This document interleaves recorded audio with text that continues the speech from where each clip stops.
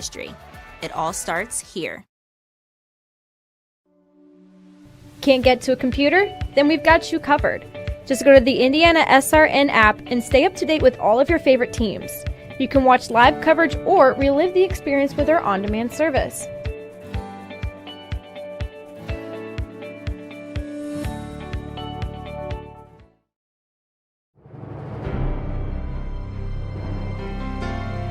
You're good at basement basketball.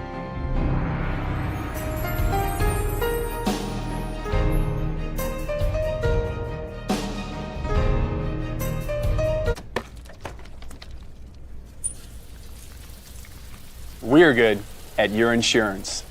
Start with Indiana Farm Bureau Insurance, online, over the phone, or in person, and stop knocking on wood.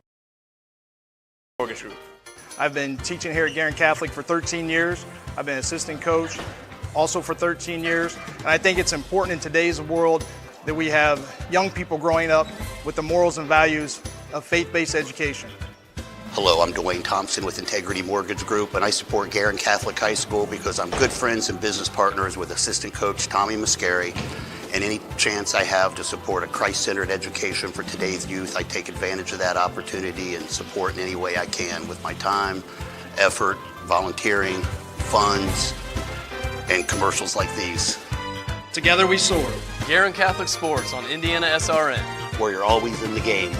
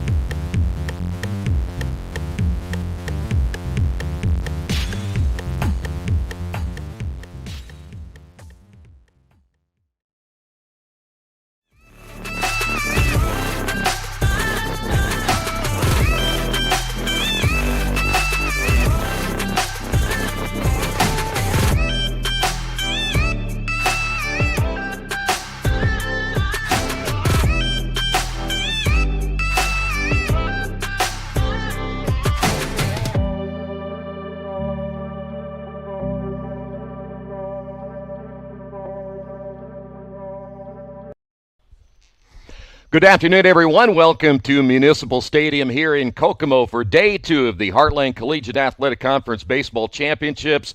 Today is Elimination Day and Advancement Day for several of these teams. Our first game of the day will feature two teams looking to stay alive, Rose-Hulman and Hanover. Today's game brought to you in part by the Morales Group, building better futures one story at a time.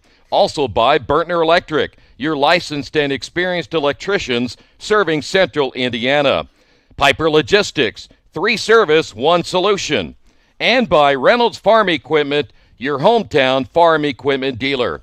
Troy Dergowski along with Jarrett Lewis. It is Day 2, and Jarrett, you had a long day yesterday, but you saw some pretty good baseball, and now we're into Day 2. We're in Game 1. One of these teams will have to go home. Yeah, they sure will, and we saw Rose-Hulman take on a very good Earlham team in our second game yesterday. Those teams are at the 2 and 3 seeds, and now Rose-Hulman looking, like you said, to fight off elimination against Hanover, and Rose-Hulman not off to a good start in their game against Earlham, and 2 runs late in that game, just too little too late to overcome some of the bats that the Quakers had. And then for Hanover, dropping their opening matchup yesterday against Anderson, that was our first game of the day, and the Ravens used the long ball to their advantage, hitting it into left field. The wind was blowing a little bit earlier in the day yesterday. It started to cool down as the night went on, but 3 home runs for the Ravens were the difference in that one, a 6-2 victory for them. So now it's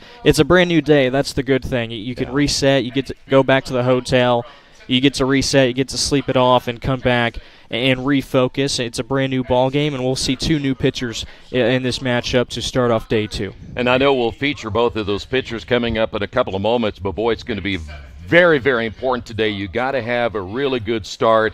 If you can get 5-6 innings out of this starter, then if your bullpen can hold on, because again, if you don't win this one, you're going to be thinking about summer ball and next year. That's right. And one thing too we saw yesterday was these starting pitchers going really deep. They were going more than 5 or 6 innings. We saw even the 2 pitchers from Anderson, who one of them threw a complete game, 143 pitches. Wow. The second pitcher last night goes 127 pitches in nearly a complete game. So these pitchers at this Division III level are capable of going deep into games and trying to get as many pitches as they can, and then hopefully you have some bullpen guys that can come in and finish things off. So, but yeah, the pitching has been phenomenal in the 3 games that we saw yesterday. We expect a lot of that this afternoon. Well, Marcus Goodpaster will be going today for Hanover. The one thing I noticed, certainly, when you think about his numbers, he's 1-7 in an ERA of 8.58, and he really has his work cut out for him today to improve on those numbers. Yeah, it doesn't appear he's a real strikeout type of pitcher. He's going to try to make his defense work for him, and he's got 34 walks also to his 41 strikeouts. So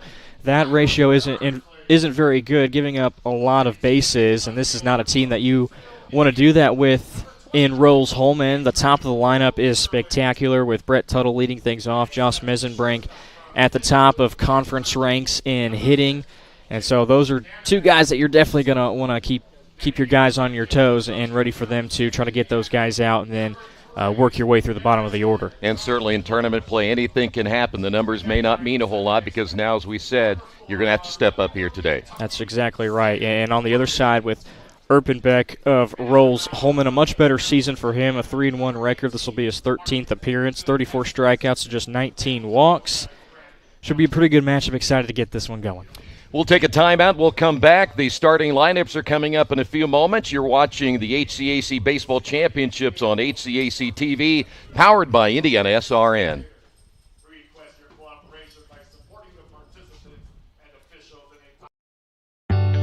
From warehousing to transportation and everything in between, Piper Logistics does it all. Centrally located, Piper Logistics has 2 warehouses in Indianapolis and a warehouse in Cincinnati, Ohio.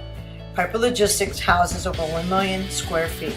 Along with our transportation department, we can provide service to half the United States markets.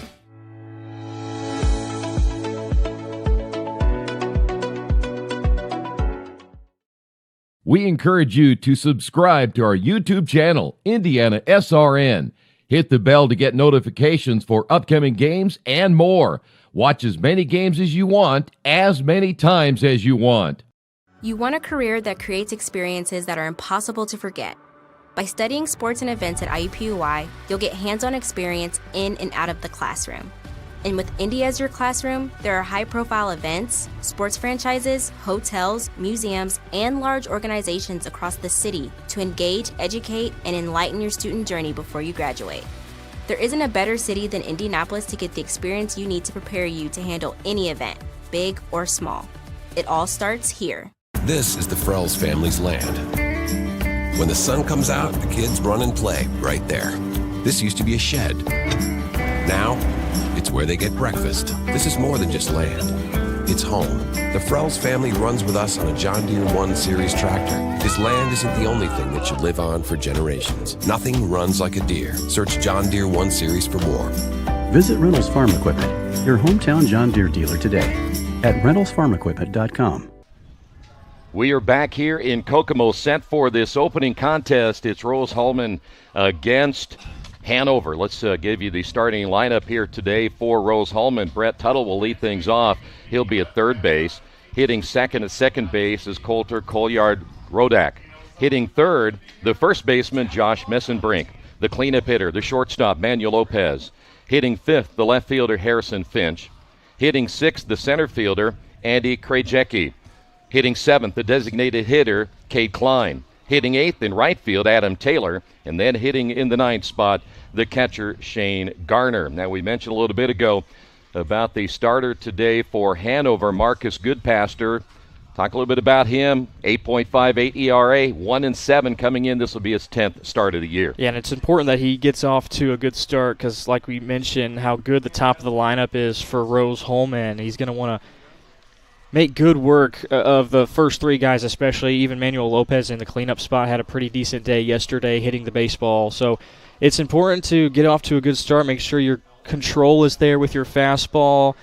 try to work in those off-speed pitches as well. You're going to need them against this pretty full stacked Rose-Hulman lineup. Two teams met earlier this year. Go back to April the 6th as Rose won the first game in a wild one, 18-15. Rose had 13 hits, 10 walks on the day. Hanover with 15 hits. And then game 2, Hanover won that contest 10-3. And so they split those two contests. So Brett Tuttle will lead things off, a .325 hitter, 6 home runs and 34 runs driven in. Don't forget, we'll have game 2 coming up later this afternoon. That's around a 3:30 start time. It'll be Earlham and Franklin, the two winners from yesterday. They will play this afternoon. All 3 games right here on IndianaSRN and HCAC TV. And the first pitch is up high for a ball. We are underway. 12:30 the start time of this one. Warm today again, as we'll see temperatures get into the mid-80s. But another beautiful day for baseball. The pitch on the way, popped him up on the left side. The third baseman, Dupes, is there near the warning track. We'll squeeze that one for out number 1. And one quick out here for Hanover.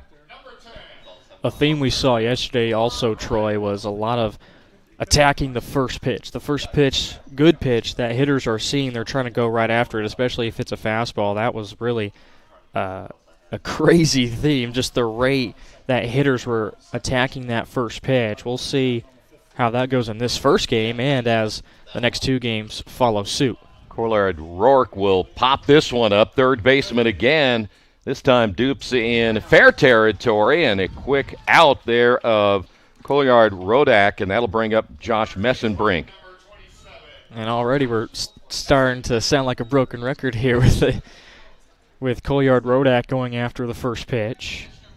Messenbrink, by the way, quickly at .378, having a great year. 14 home runs and 48 runs driven in. Just 3 pitches so far for Goodpaster, and he's at the 3-hitter. 43 innings on the year for the right-hander, and the pitch is in there for a strike. 49 hits, 47 runs, 41 of those earned, with 41 strikeouts and 34 walks on the year for Marcus Goodpaster. The pitch on the way, big cut and a miss. And Messenbrink quickly behind that 0-2. No hits yesterday for Messenbrink. Struck out twice in the matchup with the Quakers. Goodpaster gets the sign. The pitch on the way. Took something off that one. A swing and a miss. And 1-2-3 inning here in the top half of inning number 1 after half inning of play. Rose-Hulman nothing. And Hanover coming to bat. You're watching the HCAC Baseball Championships on HCAC TV, powered by IndianaSRN.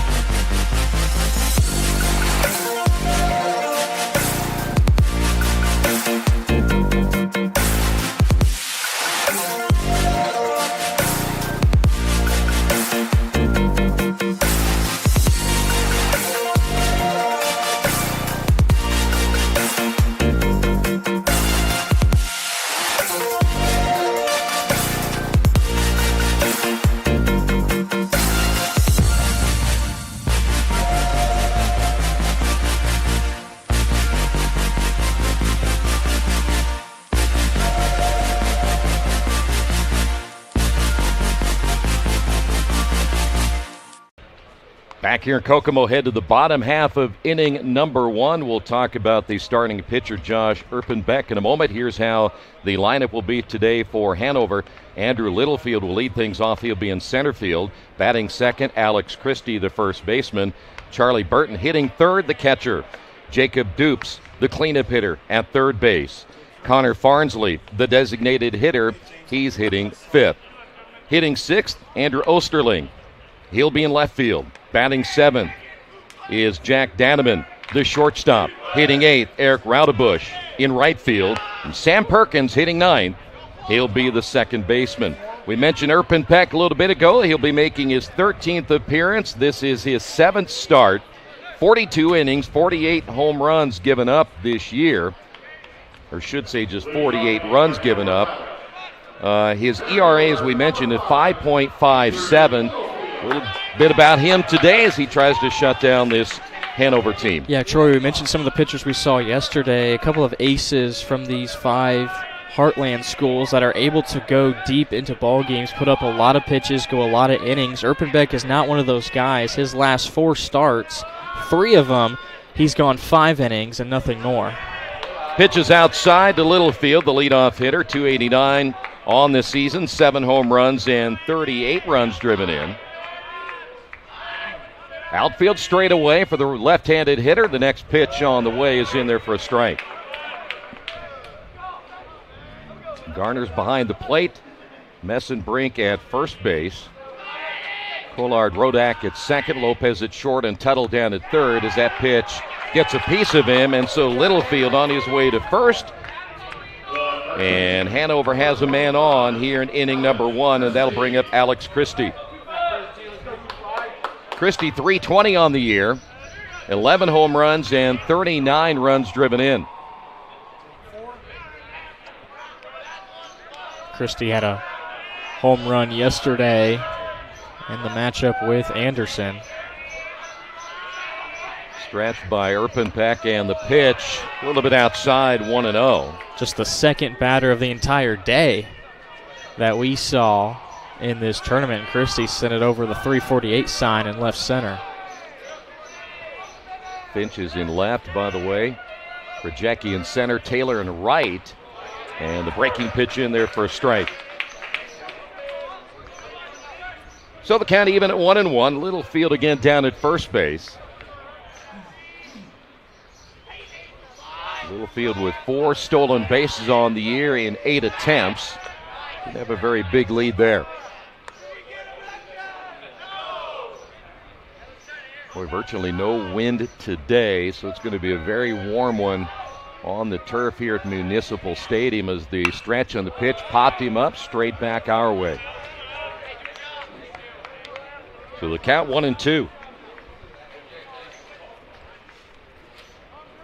Boy, they have a lineup of hitters, and you speak of Rose-Hulman and their hitters. They got some good ones coming up here. Not only Christie, but Burton coming up next at 3:55. So the middle of this order for Hanover can be very dangerous.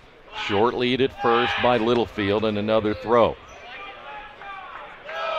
Littlefield is not the team leader in the stolen base category this season, but still, as that leadoff man, got to keep a close eye on him.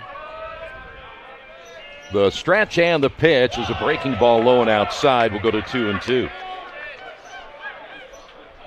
Christie leads the team in the home run department. We mentioned the 39 runs driven in. They have their 2 leadoff men here with Littlefield and Christie leading the team in runs driven in. Erpenbeck gets the sign, comes set. And the pitch on the way, hit well, but down the line and foul. We'll stay at 2-2. 330 down both lines. It is 400 dead center, 348 in left center, and 369 in right center. All the home runs we had yesterday, Troy, every single one went to left field. A lot of well-hit balls out to right field, but like we said, that right center gap is much deeper than in left field. Another short lead at first. The pitch stays up high. We've got a full count. Mention Erpenbeck again on the year with 19 walks in the 42 innings he has thrown. And now in danger of walking his first.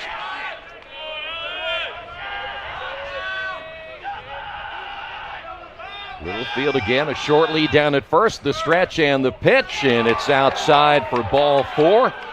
And now Hanover with runners at first and second, no outs for a very dangerous Charlie Burton. Mentioned Burton at 355, 4 home runs and 25 runs driven in.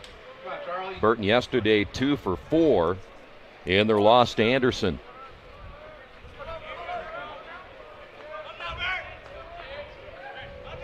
How many times you'll see a pitcher get in trouble early and especially when you end up walking the opposing hitters and you find yourself in deep trouble. Bunt laid down third base side. Tuttle charging, throw to first in time, but the sacrifice by Burton works as he gets the runners to second and third, and we have one away. How about the three-hitter stepping up? It's not always the guys that are just the big, strong guys that are powerful and they're going to try to send something out to the outfield. Burton lays down a nice sacrifice bunt, nearly beat it out also. Very close play at first. Jacob Dupes now 293, a home run, 22 runs driven in. So the Panthers now threatening here in the first inning as the breaking pitch is off the plate, and we'll go to 1-0. Yeah, that's unusual. Usually you look at your number 3 guy as your best hitter, and percentage-wise he is, but boy, a little small ball right there, get an opportunity to score. This one is launched into left center field there. To make the catch will be Krajewski. The throw to the plate on the tag, not in time. And Hanover on top of this one, 1-0. Wow, that ended up being a lot closer of a play than I think we initially expected. Nice throw by Krajewski, right on the money. But a pretty decent jump from third base to score that run from Littlefield. Here's the designated hitter, Connor Farnsley, at 294, 3 home runs and 29 runs driven in. So you have a sacrifice by Burton, and then you get Dupes with the sacrifice fly, driving in the run. Good fundamental baseball, and of course the hit batsman Littlefield able to score. And the pitch just off the mark, and we'll go to 1-0. Well, that's one thing really, if you look at Erpenbeck, you cannot continue to fall behind hitters. You're going to have a short afternoon. And especially if Erpenbeck picks on Hanover trying to go after that first pitch. Fly ball deep left center field. That's going to beat the center fielder Krajewski, and it bounces off the warning track. Christie scores on his way to third, and sliding in head first is Farnsley. He gets the triple and the run driven in. Hanover leads it 2-0. What a missile off the bat of Farnsley to the deepest part of the field over the head of the center fielder Krajewski. And he knew it right off the bat too, because he was legging it out. He knew he was going to be able to pick up 3 bases. So now Osterling steps to the plate. Andrew Osterling at 279, 3 home runs and 20 runs driven in. And the first pitch is a called strike. Good start for the Panthers here this afternoon in this elimination game. Erpenbeck will come set, and the pitch on the way, swing and a miss, and a ball that was out of the strike zone. So Osterling now down at 0-2. Runner at third is Farnsley after that RBI triple. Erpenbeck into the stretch, the pitch on the way, and it is up high. Did he go around? They'll appeal and say no. 1-2.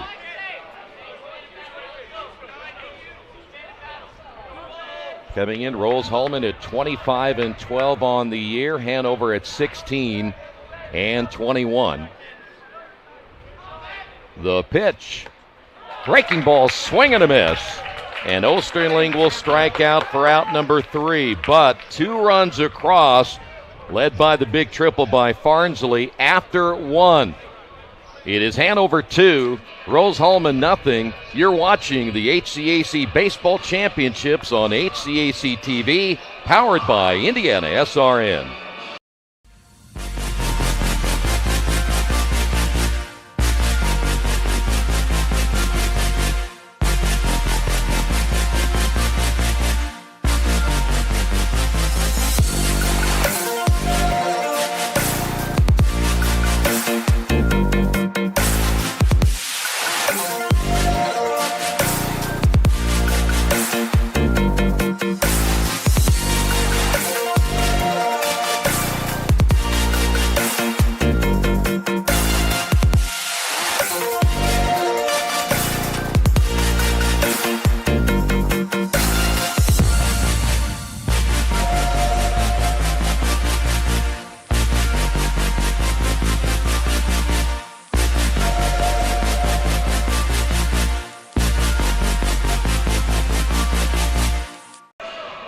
Back here in Kokomo, we want to take another look at the Connor Farnsley triple because it was a good one. It sure was, and you get a good look at Farnsley making his way around the bases. He actually slows down there. I think he was just thinking stand-up casual double, but a triple's even better. So now, with a 2-0 lead, Lopez will step to the plate, hits this one high in the air, shallow center. Coming in to make the catch is Littlefield. 1 pitch, 1 out, and right now, if you're Goodpaster, you feel pretty good. You haven't thrown a whole lot of pitches so far. No, you haven't, and the first inning, 3 up, 3 down, not even 10 pitches. Back at another run scored for Hanover. Easily getting in there for the run was Christie. Harrison Finch at the plate at 333, lines this one foul down the left side. Finch with no home runs and 16 runs driven in.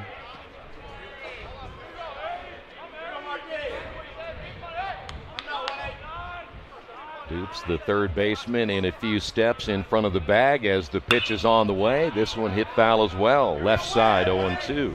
2 straight fastballs outside from Goodpaster. Finch trying to catch up to it. Both of these foul balls off to his left side. Finch at open stance from the left side. Takes the fastball up high, 1-2. Probably a pitch that Finch was predicting. High fastball, trying to get him to chase in the 0-2 count. Goodpaster, long time. Getting the sign from Burton as he comes with a breaking pitch just off the outside corner. We'll go to 2-2.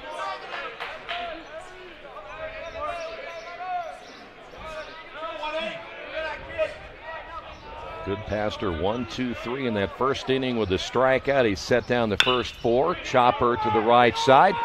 First baseman there. And safe at first base is Goodpaster. Missteps at first, and that'll put a runner on. You saw Goodpaster. He got to the base well in time, but did not locate it with his right foot until he had the baseball, and it's pretty good speed from Finch to beat it out. They will score a base hit there for Finch, and that'll bring up Andy Krajewski, the center fielder, at 289 on the year. 2 home runs and 18 runs driven in. The pitch on the way is a breaking ball called strike. Yeah, you could tell Goodpaster wasn't happy with himself, was he? Well, he, obviously as pitchers, you practice that stuff all the time, and I think Goodpaster knows that he needs to be able to get there well in time, locate the base, and get that out. This one hit well into left field. Deep drive onto the warning track. Goodbye. Andy Krajewski, a 2-run shot for Rose-Hulman, and that ties the ball game at 2 apiece. A no-doubter off the bat from Andy Krajewski. That's been the name of the game. If you're going to play a long ball, it's been all righties going to left field right in front of the flagpoles out there. Sometimes you just know it by the sound, and that was a pretty good sound from Krajewski. Yeah, Osterling kind of looked up. I know he was running toward the warning track, but you're going to take another look at it. That's what you call a no-doubter. Here's Cade Klein, the designated hitter. Pitch in there for a strike. Klein at 333 on the year. No home runs and 19 runs driven in. We saw a couple of dingers yesterday, Troy. They landed on the hill, the grassy hill, right before the sidewalk out there. But that one from Krajewski cleared the sidewalk. I know there's a little breeze going on out there, but I don't think that one mattered. Yeah, we see the flags blowing right now. Looks like the wind has picked up a little bit in the past couple of minutes. Swing and a miss by Klein. Now down at 1-2. I think there's a gentleman out there still looking for it. He may have to keep looking. Maybe all the way back in that tree line. Yeah, go further, go further. 1-2 pitch on the way, grounded to the second baseman. Perkins up and easily to first, and there's 2 away. Adam Taylor, 297 on the year. No home runs, 25 runs driven in. I'm going to put a clock on that guy looking for that baseball, see how long it takes him. What do you think? It's been, 2 minutes now at least, right? You notice he went over the sidewalk finally. He's going to get some help. And I might be mistaken, but that, I think, is the first non-solo home run that we've had in this tournament. We had 5 or 6 home runs hit yesterday, and I believe that's the first one of at least 2 runs or more. Swing and a miss by Taylor. Count is even at 1-1. Well, so we get some excitement here at inning number 2 to tie the ball game. Goodpaster, long look at Burton now with the leg kick and the pitch. This one off of Goodpaster. Second baseman Perkins throw to first and got him. Score that 1-4-3 on the putout. Since Goodpaster got a piece of it as well. But how about Rose-Hulman? 2 runs. We're tied at 2. You're watching the HCAC Baseball Championships on HCAC TV, powered by IndianaSRN.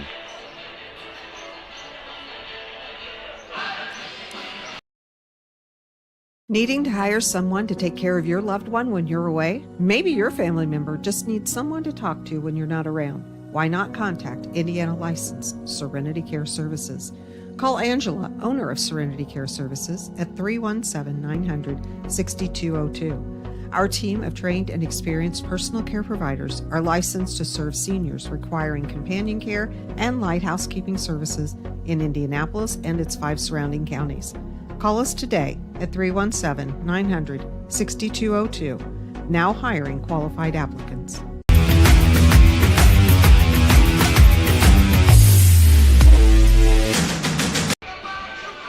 Back here at Municipal Stadium in Kokomo, day 2 of the HCAC Baseball Championship. We're tied at 2 in this elimination game. Franklin and Earlham will be coming up following this one. And for Hanover, it'll be Danneman, Raudebusch, and Perkins, 7, 8, and 9 in the order. And they're still talking about that towering home run by Krajewski. Another thing, too, Troy. So our first game with Hanover and Anderson was a 12:30 start. There were 4 home runs hit in that game. We already have 2 in this one, also the 12:30 game. So there are more home runs hit in these 12:30 games than there have been as the days go on. So we'll see if that trend also continues. Must be something to it, huh? Danneman, 264 home run and 24 runs driven in. Erpenbeck's pitch on the way. Lifted high to the right side. Taylor there for Rose-Hulman, makes the out, and we'll go to Raudebusch. Well, we might see just the opposite of what we saw in the first inning. As Raudebusch will step to the plate, you saw that Rose went down 1-2-3, had a big second inning. Hanover had a big first inning. We'll see what they do here in inning number 2. One of the differences in the loss to Anderson yesterday was the bottom of the order for Anderson contributed a lot better. Even saw a home run from Stephen Vickery, but the last 4 batters for Anderson, there were 3 hits and 3 runs batted in. And for Hanover, not nearly the same, a couple of hits, but no runs to show for it. Count is even at 1-1. Raudebusch yesterday 1 for 3. Pitch on the way in the dirt. 2 balls and a strike. And Erpenbeck has that really high leg kick. Very unusual for pitchers these days to go that high, but he is really extending that up there. Hit well down the left side, but it'll sail out of play. 2 balls, 2 strikes.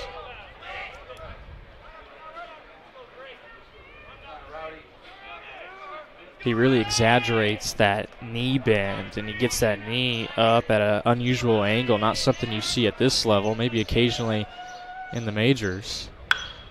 Another fly ball, left side. Waiting for that one is Finch. He'll make the catch, and there's quickly 2 away. And that will bring up Sam Perkins. 300 hitter, a home run, 17 runs driven in.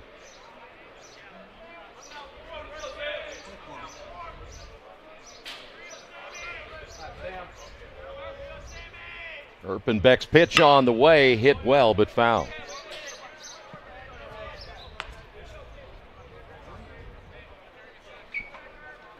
Two runs, 2 hits so far for Rose-Hulman. 2 runs, a single hit thus far for Hanover, but they got that big triple by Farnsley to drive in the second run in the first inning. Erpenbeck, a long look at Garner, now set to throw. The pitch.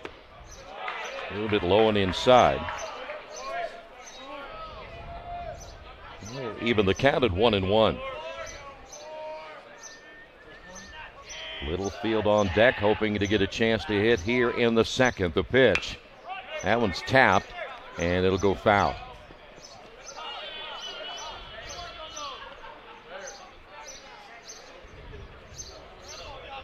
So we'll go to 1-2 now to Perkins. He's the number 9 hitter.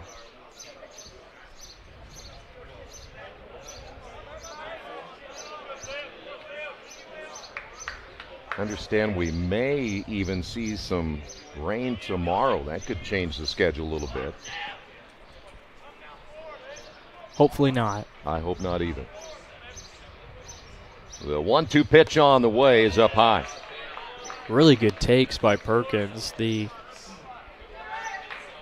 1-1 pitch was inside, and then he takes this one up. He's being really selective, finding the one pitch in his zone. The break-even pitch on the way is outside, and we'll go to 3-2.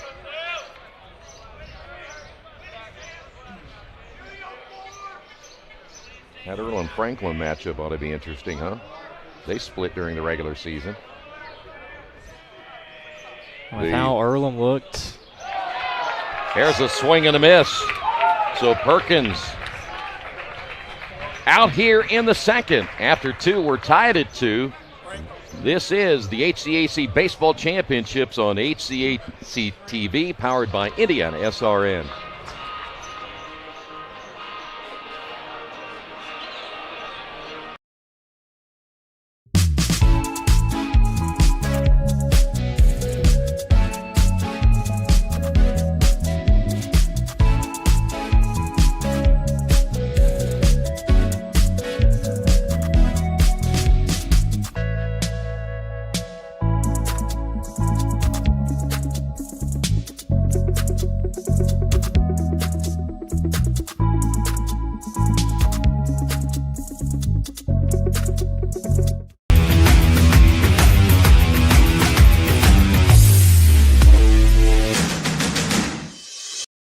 We encourage you to subscribe to our YouTube channel, IndianaSRN.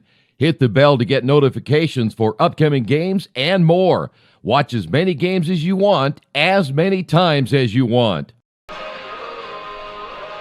We head to the top of inning number 3. It'll be Garner, Tuttle, and Collard Rodak due up now for Rose-Hulman. Krajewski tying the ball game with a 2-run shot in the second. Garner at 185 on the year, does have 6 home runs and 22 runs driven in.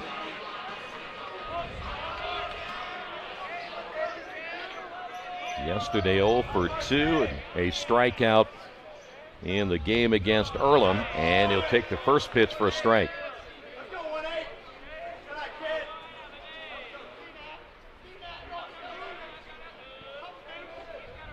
Goodpaster's next pitch on the way, just off the inside. Count is even at 1-1.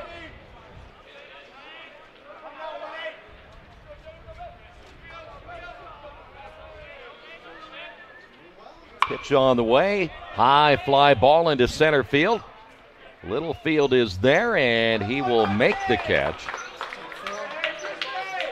One away here in the third, and that'll bring up Tuttle. Looks like Littlefield has some shades on, still trying to fight off that sun, which really didn't go away until after 8 o'clock in our third and final game last night. Yeah, if they let you sit outside, you'd add a tan, huh?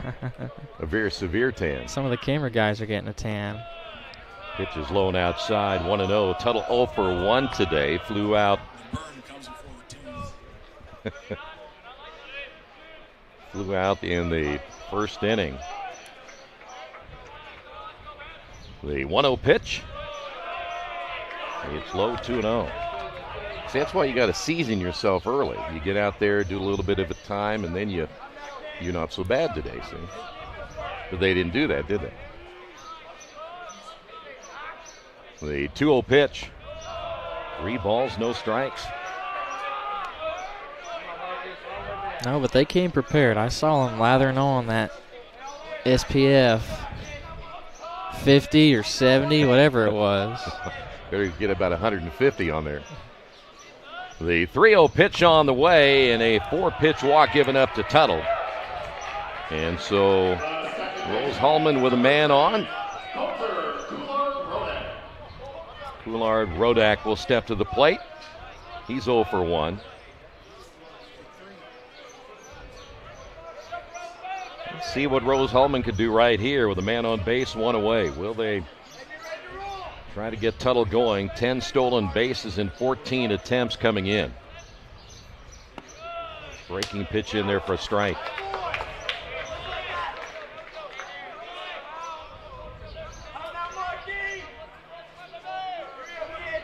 So now 2 straight innings. Rose-Hulman with a runner on base. Throw to first, not in time. Not the best lead there for Tuttle.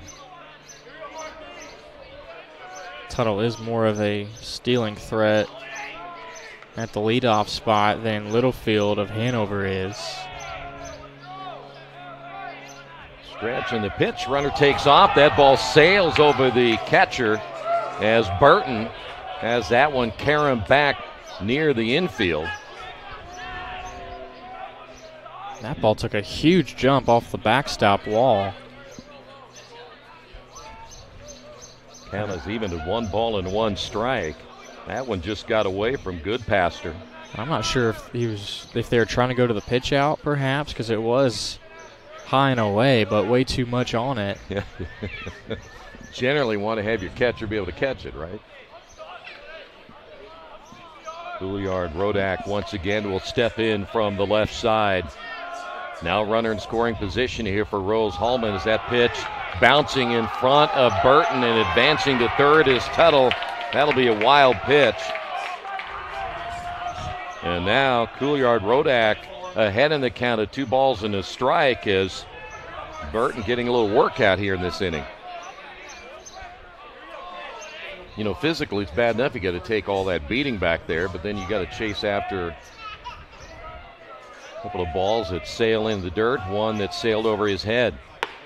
Fastball, you hear the pop there, but it's high, 3-1. And all of a sudden, Goodpaster's having a little trouble locating the strike zone. All this crazy stuff happens with Tuttle on the bases, and that might get you out of a slight groove. Here's the 3-1 pitch, and he lost him. Back-to-back walks. Runners now at first and third, 1 out. Josh Messenbrink, who struck at his first time, will step to the plate, but not before we have a visit to the mound. Gave up the 2-run home run, did Goodpaster in that second inning. They don't want this one to get away from them here in inning number 3. Well, it kind of sets up a little scenario here. You have Coulard-Rodak with 6 stolen bases. They don't steal a whole lot. You have the speed of Tuttle down at third. Do you try to maybe steal second base, get something going there? Do you want to hit and run? What do you want to do right here? Well, this is a big spot for both Goodpaster and Messenbrink, because Goodpaster, we've seen the back-to-back walks, runners at the corners is never fun. And for Messenbrink, you go 0 for 4 yesterday, 2 strikeouts. One of these guys is going to see their confidence get boosted after this at-bat. Yeah, this guy's dangerous. 378 coming in, 14 home runs and 48 runs driven in. So Goodpaster knows he has to be very careful here. Swing and a miss as he went low and outside. You know, that's how you always talk about throwing to power hitters, is go high and tight, low and away. And that time Goodpaster went low and away. Tuttle down at third. Couillard-Rodak down at first base. The stretch and the pitch. Went to the same place but missed this time. We'll go to 1-1. Same pitch, same spot. Hanover may have picked up on Messenbrink striking out twice yesterday, chasing after those sliders or any sort of off-speed pitch away from the zone. Goodpaster throw to first. Not a big lead that time by Couillard-Rodak. And Couillard-Rodak's no stranger to stolen bases either, second on the team in attempts. Goodpaster gets the sign, comes set, and another throw to first. I think it's more of a throw there just to see how serious they really are. Speaking of Rose-Hulman, if they want to get him off to a decent start, but he really doesn't have a huge lead. Goodpaster again into the stretch. The pitch on the way to the plate is a breaking ball that falls in there for a strike. So now Messenbrink down at 1-2. Runners again at first and third, and one away here in the third.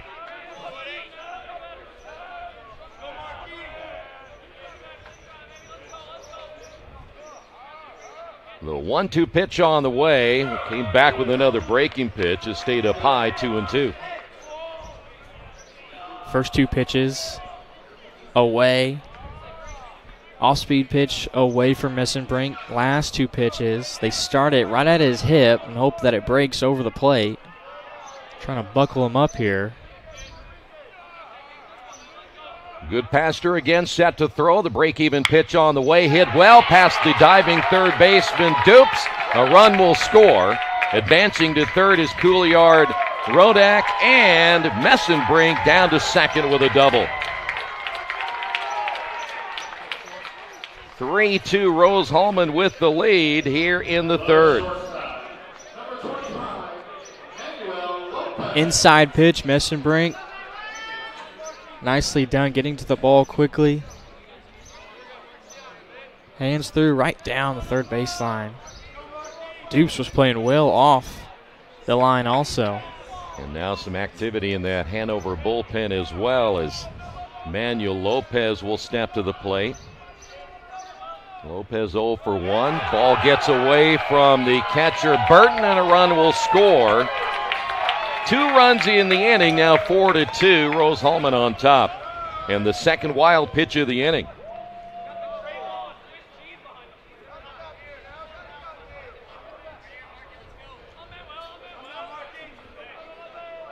Well, the activity picking up with a little more urgency now for Hanover. Again, this the elimination game. You see the infield now will play in with just 1 away. Pitch on the way, big cut by Lopez.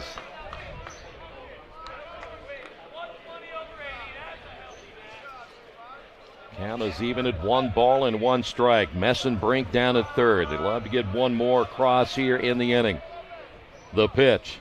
Ground ball, diving, missing it at third again is Dupes. Another run will score. Lopez heading to second with back-to-back doubles. It's now 5-2, Rose-Hulman. Lopez and Messenbrink with identical hits right down the third baseline. Out away from Dupes, who laid his body out to try and block it. Solid piece of hitting back-to-back between Messenbrink and Lopez. It may not be done yet as Harrison Finch, who singled and scored in the second inning, steps to the plate as Goodpaster looks Lopez back to second base. A 3-run inning.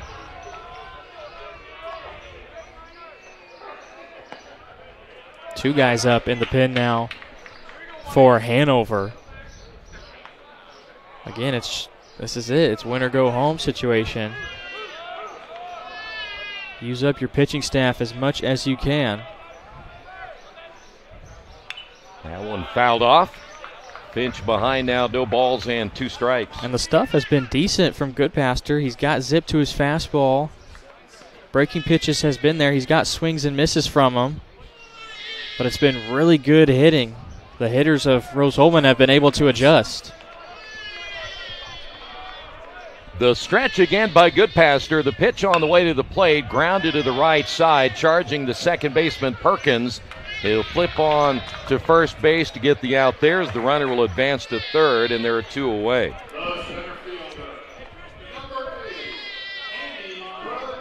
Here's Andy Krajewski. Of course, hit that 2-run shot back in the second inning. 4 hits on the board now by Rose-Hulman.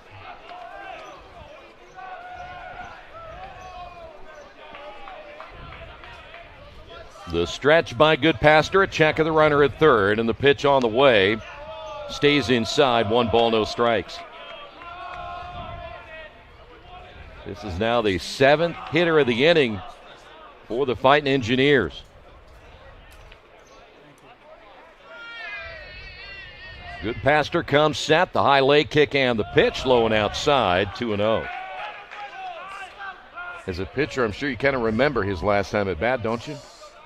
I'm going to be really careful here. You sure do. Yeah, he gave up the homer to Krajewski with Klein on deck. He grounded out to second base. You can work around the zone a little bit here.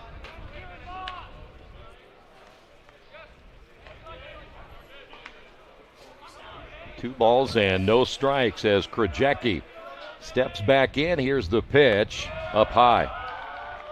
Well, you've already had back-to-back walks to Tuttle and Couliard-Rodak. And then Messenbrink a double, Lopez a double, and that's going to get you in some big trouble. And now you're behind in this one. Here's the pitch on the way, in there for a strike.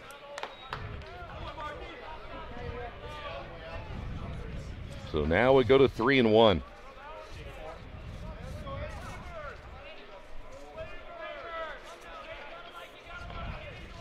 The stretch, the pitch, and he lost him. 3 walks in the inning now by Goodpaster, and that'll bring up Cade Klein, who's 0 for 1 today. It's a good thing Burton behind the plate gave a nice block to that last pitch. Or else we could see another run up on the board. It'd be a 6-2 ball game. Now, Krajewski doesn't run a whole lot. He's only 3 for 3 on the year. Klein is a .333 hitter. And with Goodpaster struggling, I would imagine you want this guy just to hit as the pitch is low for a ball. This is the 8th hitter of the inning.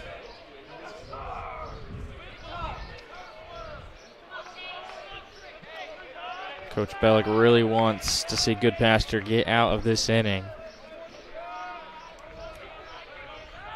Quick throw to first. Right now for Goodpaster, I think his concern is going to have to be Klein because, as we said, Krajewski, not much of a stolen base threat, but he does have a good lead down at first. The pitch up high. And if you're Klein, I'm going to stand there until you throw me a strike. You have struggled in the inning with the 3 walks, and you have to prove to me that you can get it across the plate. Otherwise, Goodpaster is going to give you something good to hit eventually. There's a strike. Goodpaster really needed that one. You can tell with the last couple of at-bats, the last couple of pitches, he's just been kind of nibbling around the corners.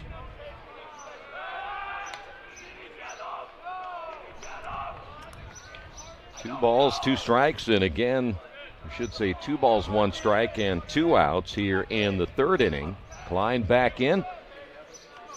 Lopez at 3rd, Krajewski down at 1st. Here's the pitch on the way, and he misses again. Low and outside, 3-1.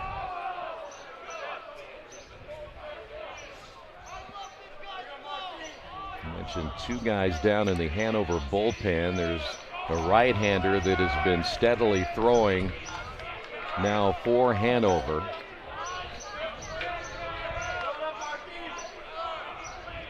Big pitch right here for Goodpaster. The 3-1 on the way and right down the middle for strike 2.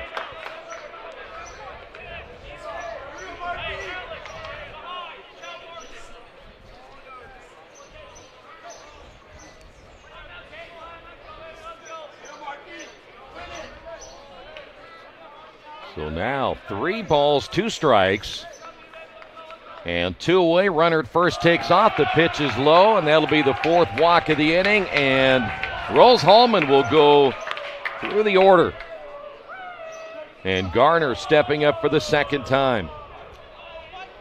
And Goodpaster's afternoon is over. We will take a quick break, tell you about the new pitcher coming up in just a couple of moments as Hanover making the change.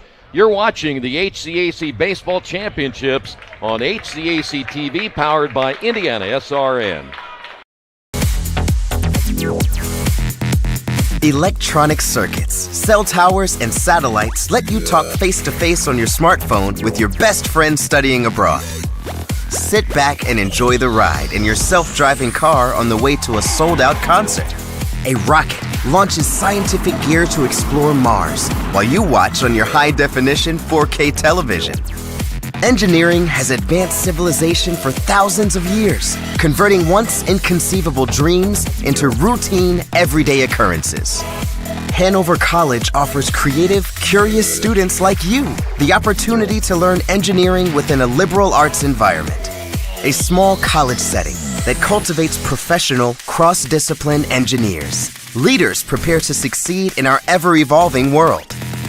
Hanover Engineering Curriculum supports a complete and rigorous study of an engineering discipline integrated with science and liberal arts. In addition, you may combine engineering with business through our renowned Business Scholars Program. All taught in small, dynamic classes by accessible professors who consistently engage you one-on-one, while guest lectures from Hanover corporate partners expose you to new ways of thinking.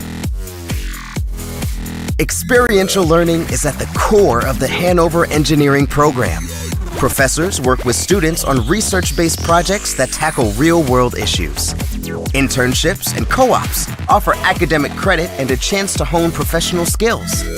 May-term travel, field trips, and study abroad programs broaden your world perspective. The demand for technically and broadly educated engineers is on the rise. Engineers who can turn once inconceivable theories into amazing real-world solutions. It starts here. That's the beauty of Hanover.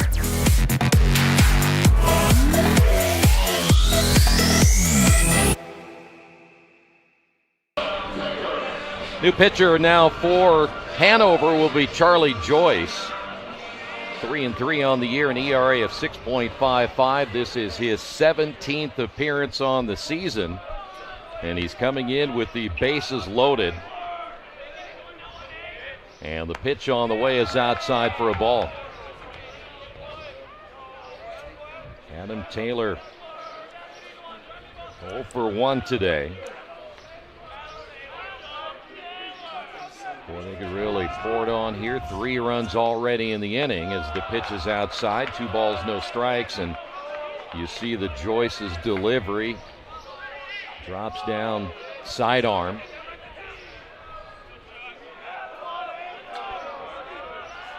Joyce has thrown 34 1/3 innings coming in, 38 strikeouts and 22 walks. And he's quickly behind now, 3-0. All of Joyce's pitches are moving away from Taylor. It's not really sidearm action, but it just seems like it's frisbeeing its way, fading away from the batter. So now 3 balls and no strikes. The pitch on the way, and that one's a called strike, though Adam Taylor thought he had ball 4.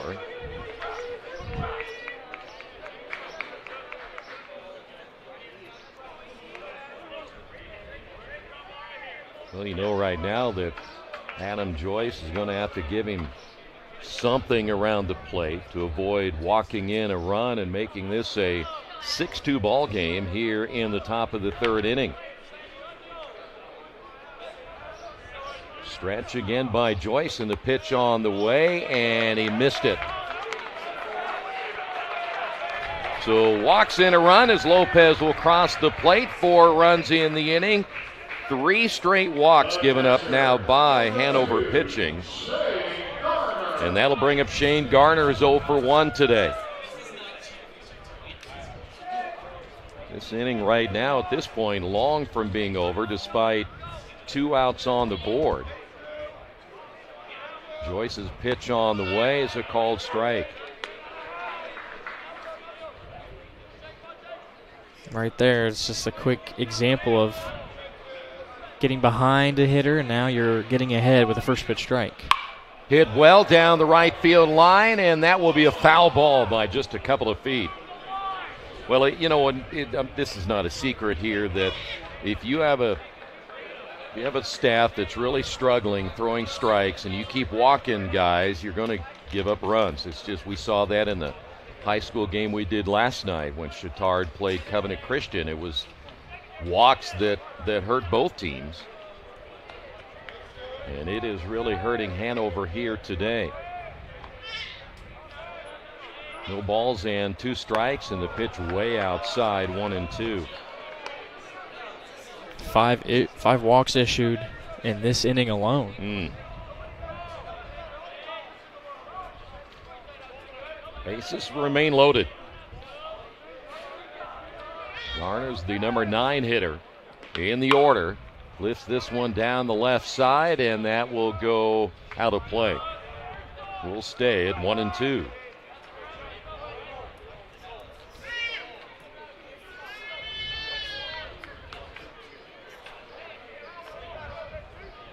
This half inning started with Garner flying out. He was done rather quickly, but then after that, Goodpaster walking Tuttle, Couillard Rodak, double to Messenbrink, double to Lopez. This one popped up on the left side. This will drift into foul territory. There is Dupes to make the catch, but that was a long half inning that time for Hanover. We will head to the bottom half of number 3.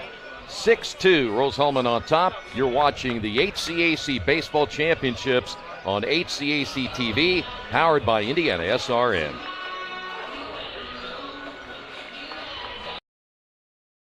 Burtner Electric Incorporated has been proudly serving our residential and commercial customers with quality electrical repair for over 33 years.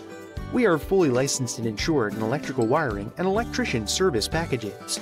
You'll receive a competitive assessment whether you're a homeowner or a business owner, first-time or long-time customer. We offer free estimates for any new project. Call our licensed and experienced electricians today.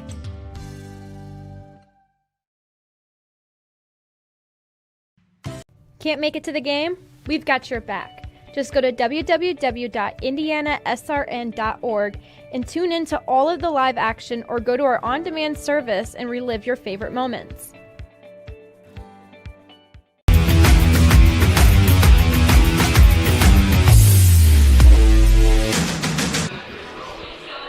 Back here at Municipal Stadium in Kokomo, and right now Rose-Hulman opening up a 6-2 lead in this elimination game. And if you're Erpenbeck, you now feel pretty good. You have a little run support going here into the bottom of the 3rd. It'll be the top of the order now for Hanover, Littlefield, Christie, and Burton. It was a tough start for Erpenbank. Gave up the hit by pitch to the very first hitter he faced, and then a walk to Christie. And that's what allowed Hanover to put up 2 runs in that opening frame. But ever since then, he's retired 4. 2 of those have been strikeouts. And he's going to start things over with the top of the order yet again. Don't forget, we have the winners bracket game coming up following this one. It'll be Franklin and Earlham. That's a set time at around 3:30. As Andrew Littlefield will step to the plate, the pitch on the way, and it's a called strike. Well, now we'll see how Hanover will respond after giving up the 4 runs in the third. Ground ball to the first baseman. Messenbrink will step on the bag. There's one away. That'll bring up Alex Christie. Christie walked and scored one of those 2 runs in the first.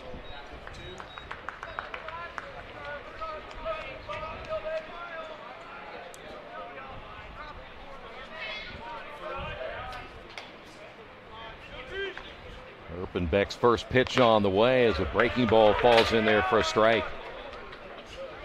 Yeah, he had that rough first inning, but then after he got Osterling to strike out in the first, he went in order in the second inning, swing and a miss, and since then, since the Farnsley triple, he has set down 5 in a row.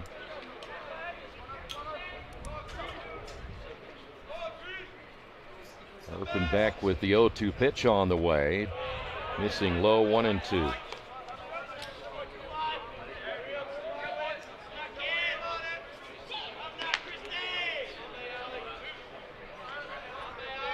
One ball, 2 strikes. Line in the pitch. Jammed him on that one and he fouls it away. And we'll stay at 1-2.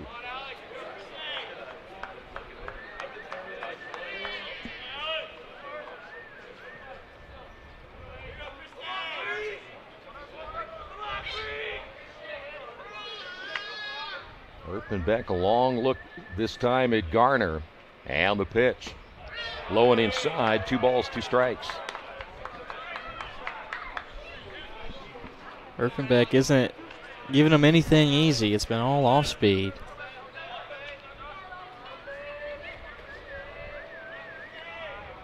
The break-even pitch jammed him and he rips it foul. Another junk pitch, and Christie's just trying to fight that one off inside in on his hands. Could very well end up breaking in and becoming a strike.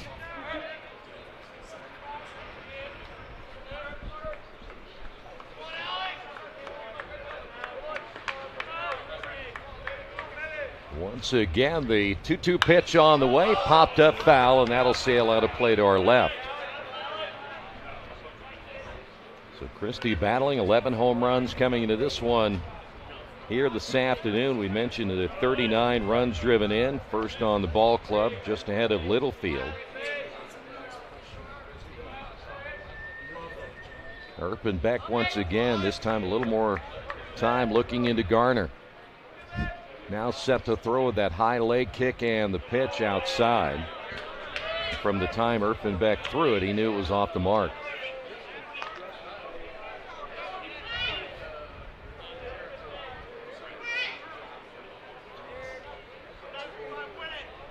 Three balls, 2 strikes. We play here in the bottom half of inning number 3.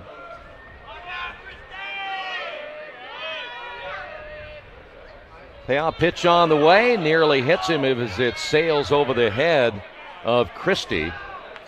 So the 1-out walk given up. Second time that Christie has walked here this afternoon, and that'll bring up now Charlie Burton. Understand Keith will be with us in the bottom half of this inning. He has a special guest. I don't know who that would be, but they're special. That's all we know. Well, knowing him, he's probably hanging around the concession stand. Did he say did that yesterday? He got some free fries. I'm starting to think he was there all day yesterday. I think he was. Burton sacrificed back in the first inning as that pitch low and outside. He did not go around.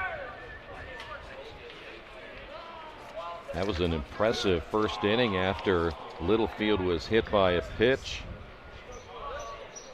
Christie was walked. They both came around to score after the Burton sacrifice, and the Dupes sacrifice flies. The pitch outside. Runner takes off.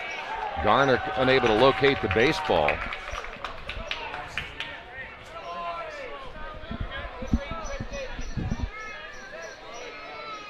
So now Hanover has a runner in scoring position here in the third.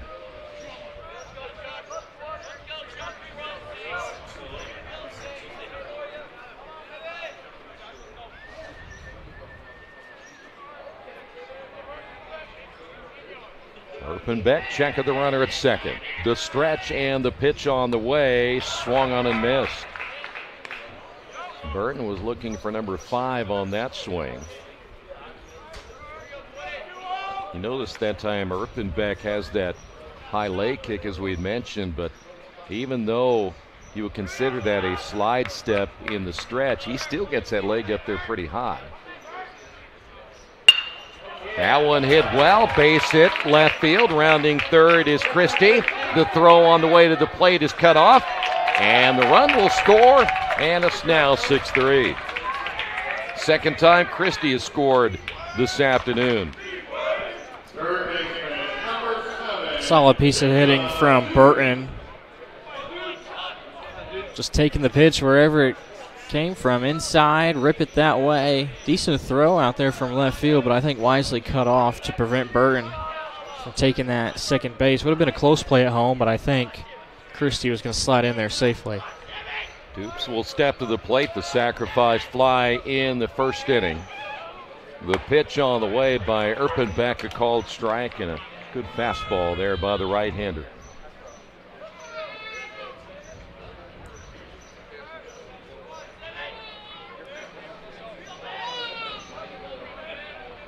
You're down 3, not much of a danger, I'm sure, at first base of running. That one hit to the left side. That'll get through as well. Back-to-back singles, almost in the same place. And now Hanover has runners at first and second. A run across, just one away, and here's Connor Farnsley, who tripled in the first inning. That gap between short and third just seems to be what hitters are going for. We saw that a lot yesterday in all 3 games. Not much between first and second from the lefty hitters. The righties have just been going at that spot ever since yesterday. Pitches outside, 1-0. Well, that tells me one thing, that hitters are getting on top of those pitches, getting out in front. This one hit to dead center field.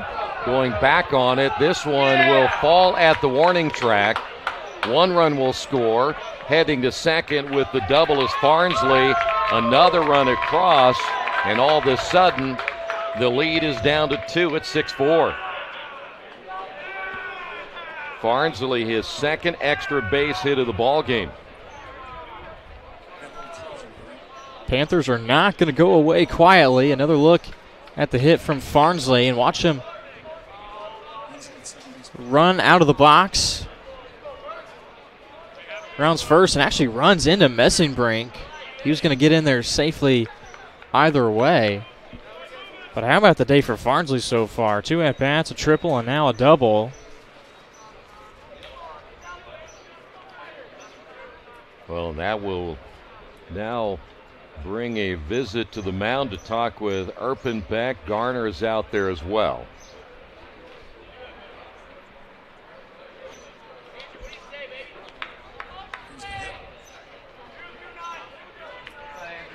Take a look at the base hit right there.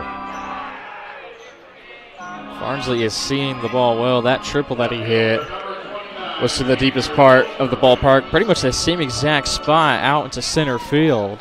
And it got away from the center fielder in the first inning. That's what allowed Farnsley to slide in head first to third.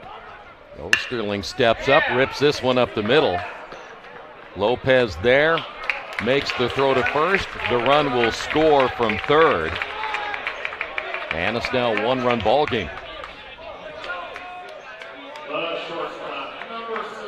Boy, and they're hitting the ball well, too. I mean, you can tell how hard they're hitting it. So right now, Erpenbeck not fooling this Hanover lineup in the third. Danneman will step to the plate, 0 for 1 today. Farnsley down at third, and the fastball a called strike. Are those the people that you're supposed to read that are tuned in? These are people that are tuned in indeed. That way, if you mess up the name, they can't blame me. Probably watching on the website or on YouTube. Danny Goggins is watching. Tyler Blattner is also watching. Clark Chafin. We know Clark. Steve Ridginger, Jennifer Day, and Noah Wood all tuning in. Thanks so much for all of you guys checking out HCAC action here in Kokomo. Fastball up high to Danneman, 1-2. Well, we've had a combined 7 runs here in the third inning. The 1-2 pitch. This one hit right there again. In between short and third. Farnsley will score. Danneman drives in the run. And just like that, we're tied at 6. I guess we like this third inning, putting runs up on the board, huh? Wow. You put up 4 runs, we'll put up 4 runs. Hanover not going away quietly. It's all of a sudden a 0-0 ball game, essentially. Left-hander throwing now in the Rose-Hulman bullpen.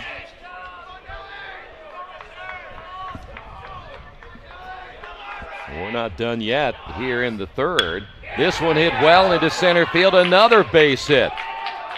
Erpenbeck not fooling anyone as Danneman will stay at second base. That is now 1, 2, 3, 4, 5 hits in the inning.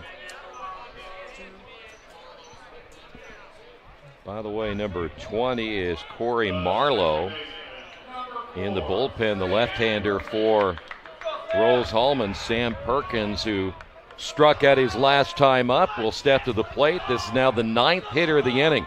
They've just matched everything that Rose-Hulman did offensively in the top of the half of the third as the pitch is up high, 1-0. The only big difference, Troy, that inning from Rose-Hulman, a lot of it was the pitching of Goodpasser. He started to wear down. There were a couple of hits, but also a lot of walks issued by the Panthers. This inning, Hanover is returning it with a lot of solid base hits. Big cut and a miss.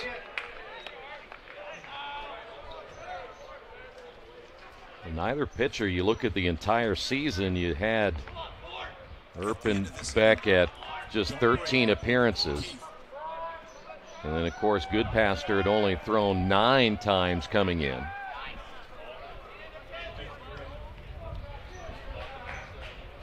But right now, Erpenbeck in trouble here in the third. Perkins back in. The count 1 ball and 1 strike. Runners again at first and second. The pitch on the way took something off that one, and it's now 1-2.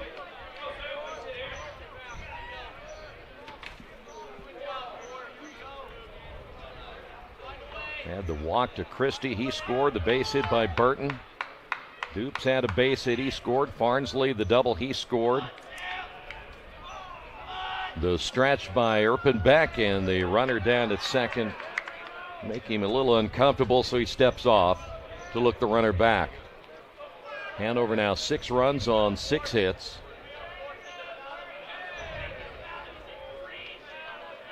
You mentioned 5 of those hits coming here in this inning. Foul tipped. Garner might have caught a piece of that one.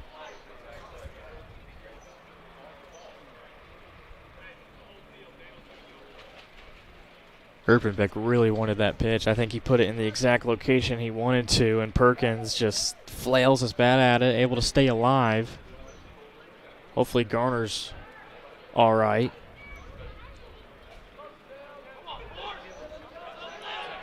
2 away as we play here in the bottom of the third. Erpenbeck trying to get out of this inning.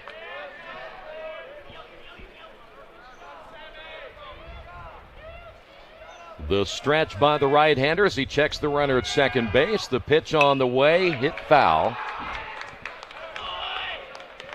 And it will stay at 1-2.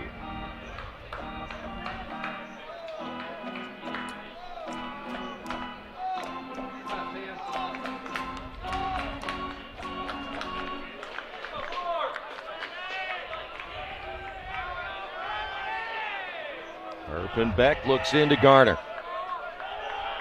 Danham in the lead at second. Raudebush down at first. Runners take off. This one popped up. Shallow left. Coming over will be Lopez near the line, and he battles that high sky in the sun. Able to make the catch, but the damage already done with 4 runs here in the inning. We are tied at 6, and we understand Coach Keith Myers has a special guest here in the inning. Back here at the press box, and with us now is Nathan Martin. He is the GM of the Kokomo Jackrabbits, and pretty good ball games tonight. Yeah, really good ball games. Hanover keeps fighting back. They get down, and they keep on fighting them way back. The guy hit a 2-run bomb in the bottom of the second and tied it up, and it's going good. Good games. The whole entire weekend has been a really good weekend. We hope that the weather holds. Your season begins June 1st right here at a homestand. Tell fans how they can get tickets and how they can come and support the Jackrabbits. So opening day is June 1st. Games are going to be at 6:35. Gates are opening at 5:35. We're going to have magnet schedule giveaways on that night. We're going to have some beer. Got some beer bats. It's going to be fun. Live entertainment on the field, great product on the field as well. You can go to KokomoJackrabbits.com and purchase your single game tickets that are on sale now.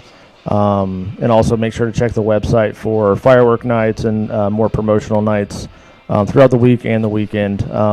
Friday nights are going to be appreciation nights, $2 off tickets depending on first responders, militaries, teachers, union workers, and then on Saturday nights is we're going to have fireworks after every homestand, shooting them off for about 12 minutes to some great music. So, well, one of the things you said was fireworks, which means Troy and Jarrett will be here every night because they like to chase.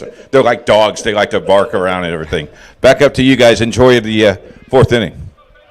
All right, thank you, Keith. We will head to the top of the 4th inning. As Keith had mentioned, Tuttle will lead things off here for Rose-Hulman, and the pitch in there for strike 0-1.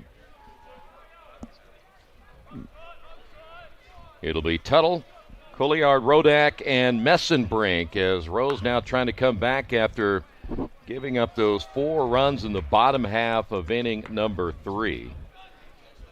I don't know about the fireworks as much. I'll sit around for some fireworks, but those beer bats, man. You like those, huh? They were talking. There's somebody up here talking about those not too long ago before the game was started, and they're cool looking. They had a replica of it.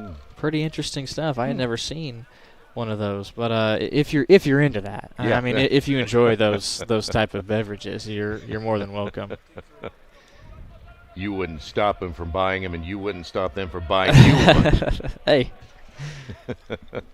We'll see, I guess. This one lifted into left field, and I'll tell you what, those guys in left field are busy today as Tuttle goes the opposite way on base for the second time today. And that'll bring up Couillard, Rodak. You know, Sean's here. I'm sure he go buy you one now, right? Are they open to do that? Or? Make himself useful. Yeah, go ahead. Let me see your ID. Yes. Couillard, Rodak walked and scored his last time up, part of that 4-run 3rd inning. Pitch is outside for a ball.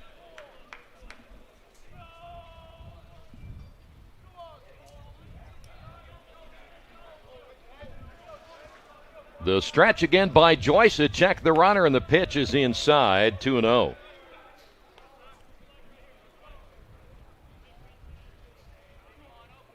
Combined 12 runs and 11 hits, and we're in the 4th inning.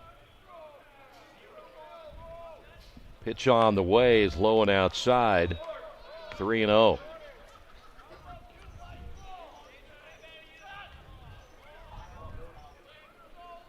We'd mentioned there was a left-hander. He's still down there, by the way, for Rose-Hulman, so we may see him come in depending on how things go in this half inning as that pitch in there for a strike.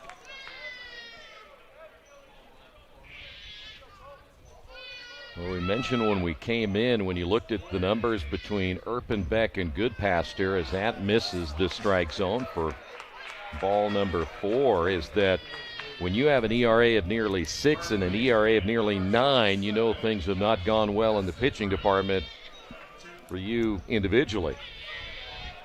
Messenbrink will step to the plate. A double and a run scored in the 3rd. He's 1 for 2. Everybody has reached base so far for Rose-Hulman except for Garner, the 9-hitter.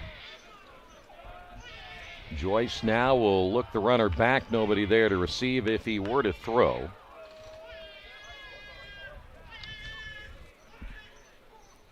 Well, right now it's going to be up to the 2 bullpens the rest of the way, and this one is we're tied at 6, but now Rose-Hulman a chance to take the lead here in the 4th inning, and that pitch comes inside, hits him on the back of the leg, and now the bases will be loaded.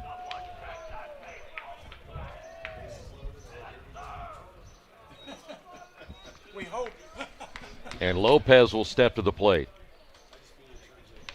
And you get a base, you get a base, you get a base. Everybody's getting on. Another dangerous situation here for the Panthers. They have themselves down 6-2. Able to tie it back up. Their bats got hot, and now they find themselves just like they were in the 3rd inning. Well, there's a meeting going on. I'm not sure if they were discussing whether the hitter could get out of the way of that pitch or not, but I'm not sure he could.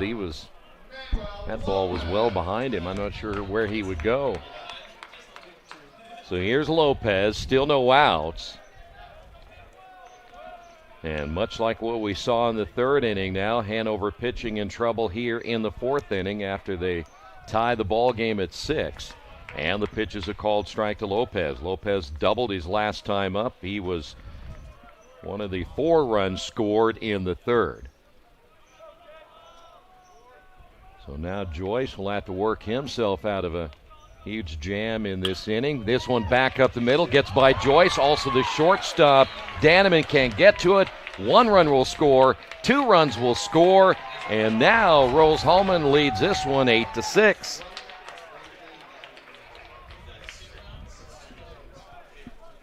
Off the glove of the shortstop, Danneman. Looks like they may have had a chance there to pick up a double play, at least 1 out. Get a guy out at second base, but at the very least there, you want to knock that ball down, keep it in the infield, limit the damage to just 1 run instead of 2. There is a right-hander throwing in the Hanover bullpen. Looks like it's number 31, Jaden Seamer.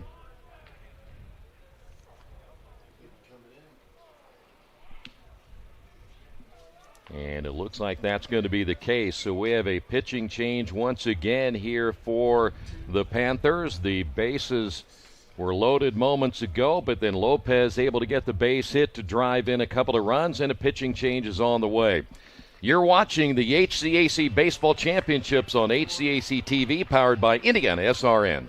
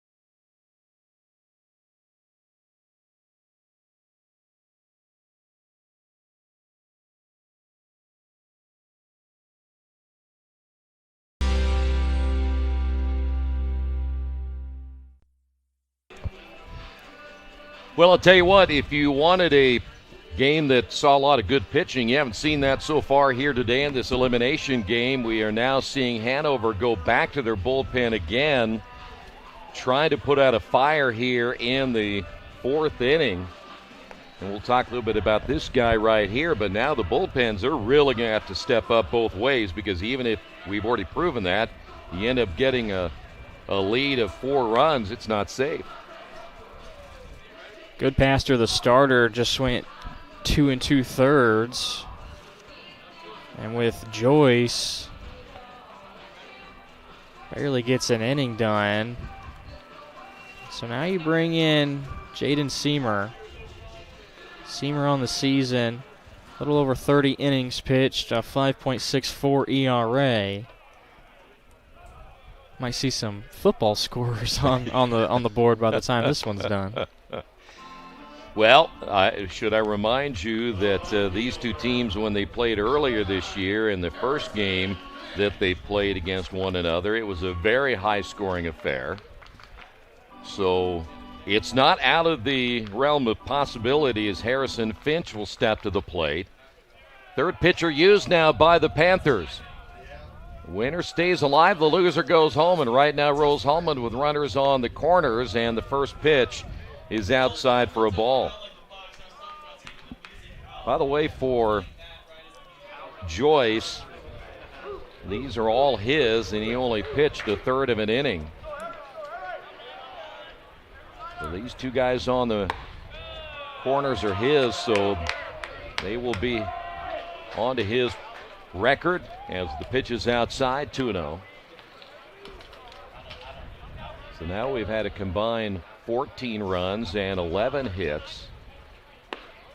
Runner takes off, not even an attempt, as the pitch in there for a strike, and Lopez could have walked down to second base. Don't they call that indifference? He didn't get a stolen base. They just didn't care. Nope. We're not going to worry about you right now. Swing and a miss. It'd be nice for a Hanover pitcher to record a strikeout. The last one they had was in the first inning, and that was the third batter of the game.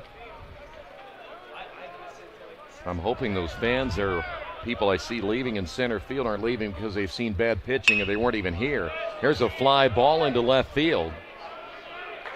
Osterling will make the catch. Runner at third will tag. Messenbrink will score, and Rose-Hulman adds another run on the board here in the 4th inning.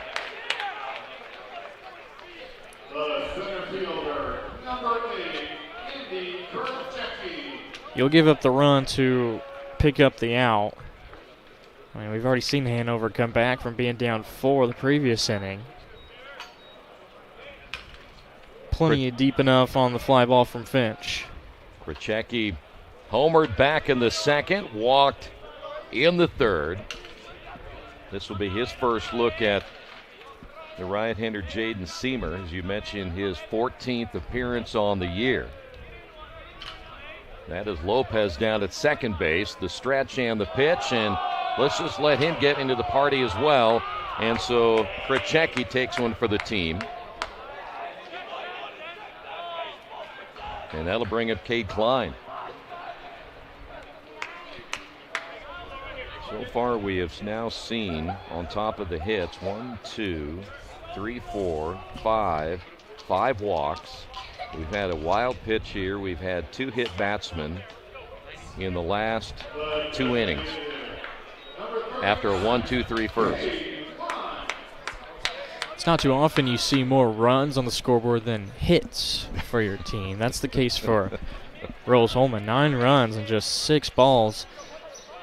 You didn't see that city championship the other day, did you? I did not. Oh, more runs than hits, believe me.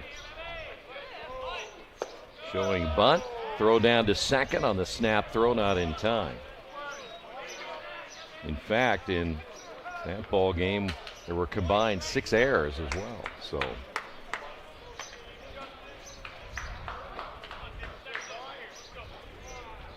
Klein walked his last time up. That was part of that 4-run third, and now we got a 3-run fourth. The stretch and the pitch on the way. Outside corner for strike.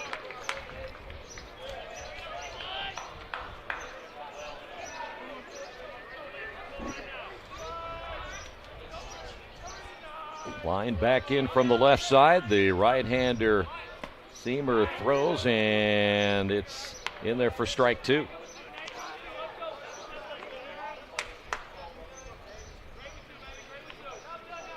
Seamer's one of 6 different pitchers who have thrown more than 30 innings this year. Look at that. French fry. Pretty good service right there. Ground ball back up the middle. The shortstop will flip on to second. The relay to first in time. Danneman, Perkins, Christie, and that'll do it. But 3 runs across here in the 4th inning for Rose-Hulman. We head to the bottom of the 4th, 9-6. Fighting Engineers, you're watching HCAC Baseball, Championship Baseball on HCAC TV, powered by IndianaSRN.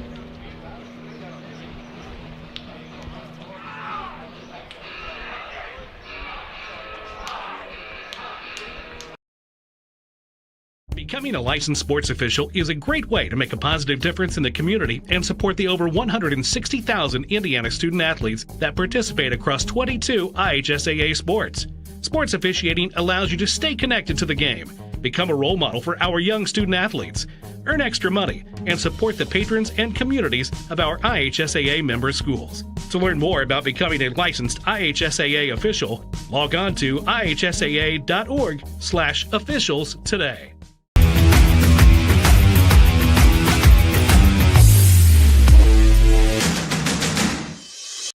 We encourage you to follow us on Twitter at IndianaSRN.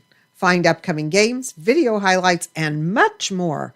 Follow us now at IndianaSRN. Back once again as we will head to the bullpen this time for Rose-Hulman. We mentioned Corey Marlowe, a left-hander, coming in his 11th appearance on the year, 24 innings, 13 hits, 7 runs, 3 earned. 27 strikeouts and 16 walks. 3-0 again on the year with an ERA of 1.13. Do want to mention in women's tennis, Luther knocked off Rose, though. Men's tennis. Luther beat Rose-Hulman 5-0 in the NCAA tournament. But the good news there is Rose-Hulman making their 7th straight NCAA appearance. So congratulations to them on a fine season. Well, we are now going to see as Rose-Hulman going to their bullpen. A good time for them to go to the bullpen. We had a little bit of extra time to enjoy these French fries that our host brought us. I'm going to try to keep mine warm now, huh? First pitch is ripped down the right field line, and that will be foul.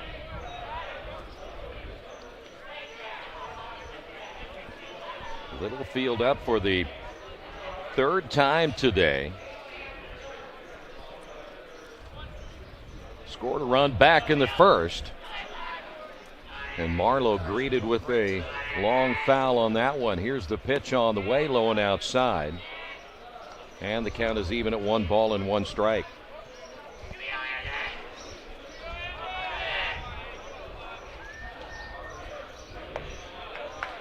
There's a strike, 1-2.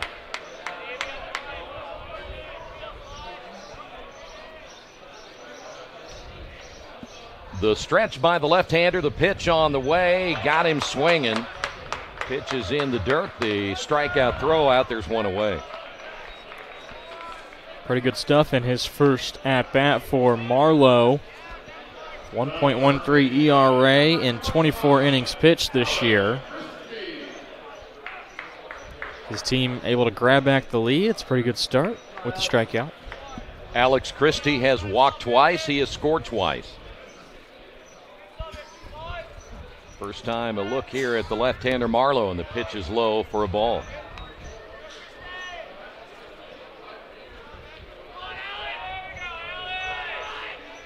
Rose trying to win their 26th game of the year. Boy, that one fooled him. Christie, he knew it too. 1 ball, 1 strike. The stretch by Marlowe and the pitch. Inside 2-1. You'll notice that Marlowe has that little hitch in his get-along right there. Right? Well, I didn't do it that time. Swing and a miss. So I'm curious if that's on a certain pitch where he kind of hesitates. Kind of reminds me a little bit of Nestor Cortez of the Yankees. Lefty pitcher. That time he went with a quick sidestep, but he likes to switch up his delivery. He likes to keep the hitters guessing, keep the hitters off balance. He doesn't always deliver with the same timing. And whatever you do, we don't make reference to the Yankees on any broadcast. Okay, here. that team that wears pinstripes. Over the Cubs. Here's the payoff pitch on the way. Got him looking. Yeah, you can talk about the great the evil empire that is the New York Yankees. Yeah. Here's Charlie Burton. We said don't mention that name, by the way. In case you missed the memo again for the second time. Well, who's your team? Cardinals. Oh, jeez. Here we go. Breaking ball stays up high, 1-0. Burton singled and scored in the third. Is there a universally liked MLB team? Yeah, the Cardinals. No, I don't. This one hit to the right side, and that'll be a foul ball. Just a couple of feet, though. Because, there's universally hated MLB Yankees, teams and NBA and Dodgers. NFL, whoever, yeah. Everybody hates the Dodgers. That's right. I'm sure Sean will say when he comes in that it'll be the universally team. It'll be the Cubs, yeah. So.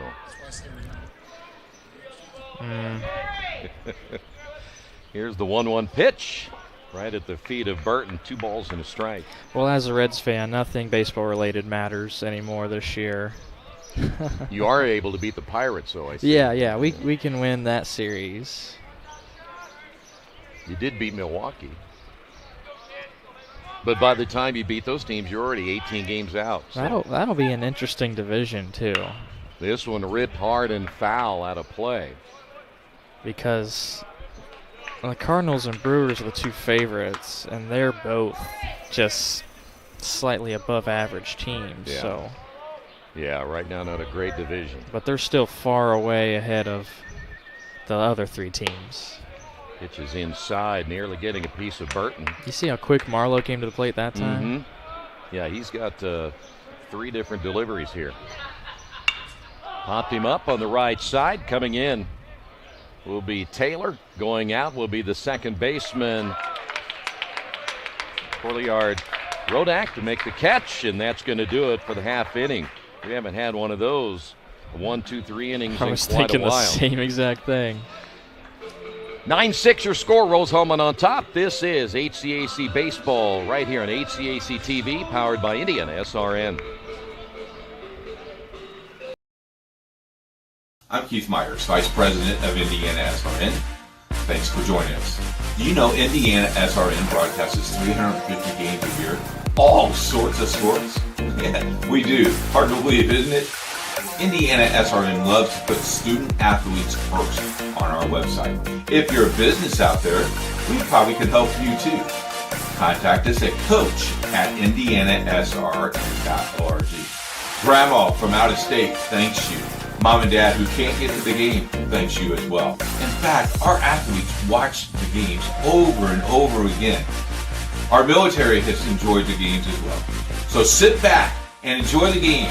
It's IndianaSRN.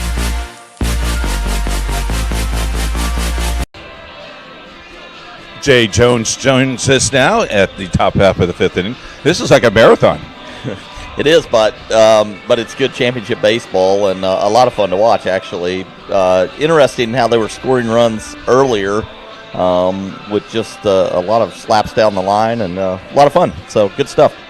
No one wants to go home. That's why we're going to be here for a while, because loser goes home. Explain the format to people that are new to the Heartland Conference. Yeah, like a lot of baseball and softball tournaments, we do a double elimination tournament. So as long as you don't lose twice, you're alive. So the key is you want to stay up in the upper half in what we call the winner's bracket, and not in the lower half where you've got one loss and the second loss will send you home.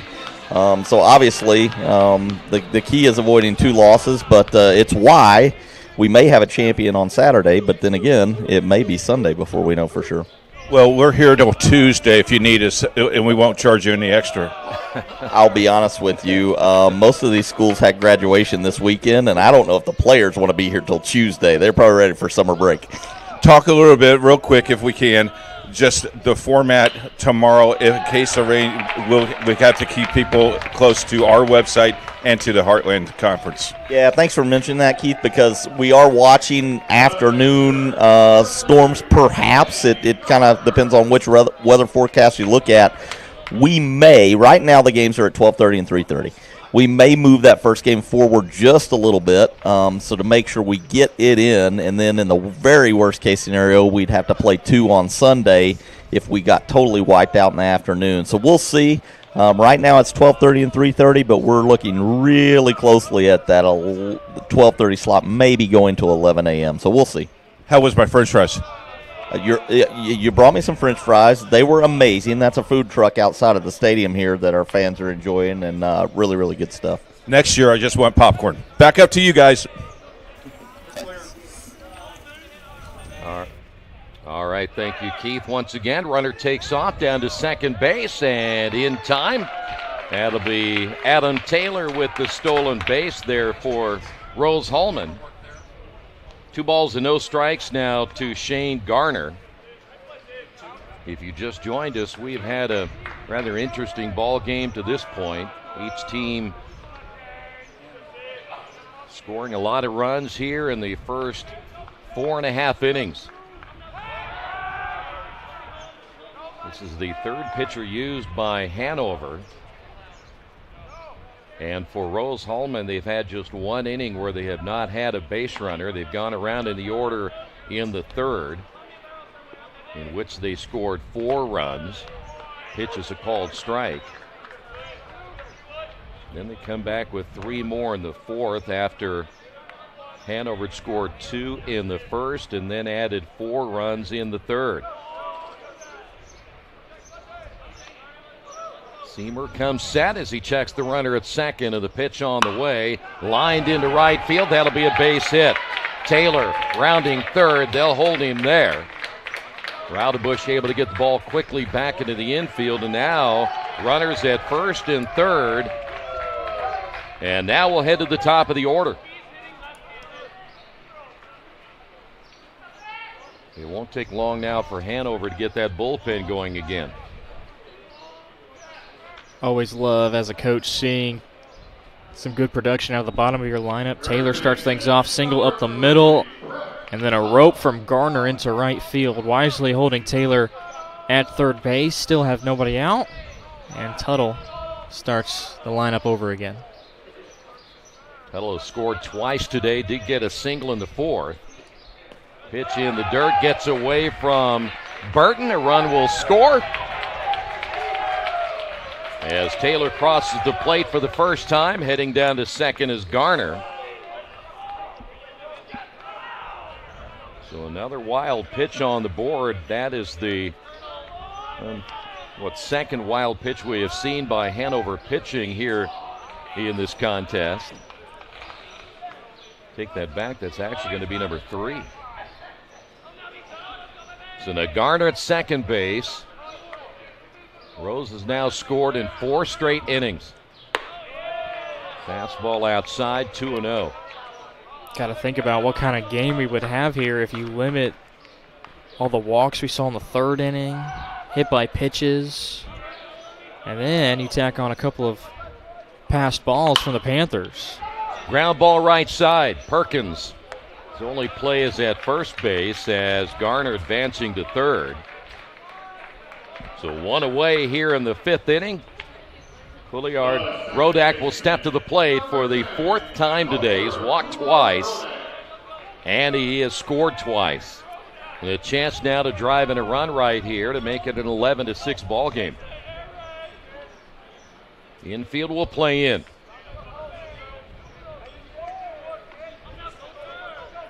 The stretch by Seamer and the pitch on the way. In there for a strike.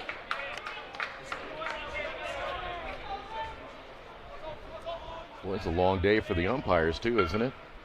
Kind of forget about those guys out there, don't you? High fly ball, right center field. Littlefield is there. He'll make the catch. Runner at third, Garner will tag. The throw on the way not in time as Garner crosses the plate and give Pouliard Rodak the RBI on that one and sacrifice fly. So 2 away, and here's Messenbrink. That one was hit deep enough that Littlefield didn't even think about winding up and trying to gun down the runner at home. Plenty of arm, and he got it there. Just it's going to be no match as Garner was able to score. Swing and a miss for Messenbrink. Had that big double in the third inning. He has scored twice. Was hit by a pitch in the fourth inning and scored a run.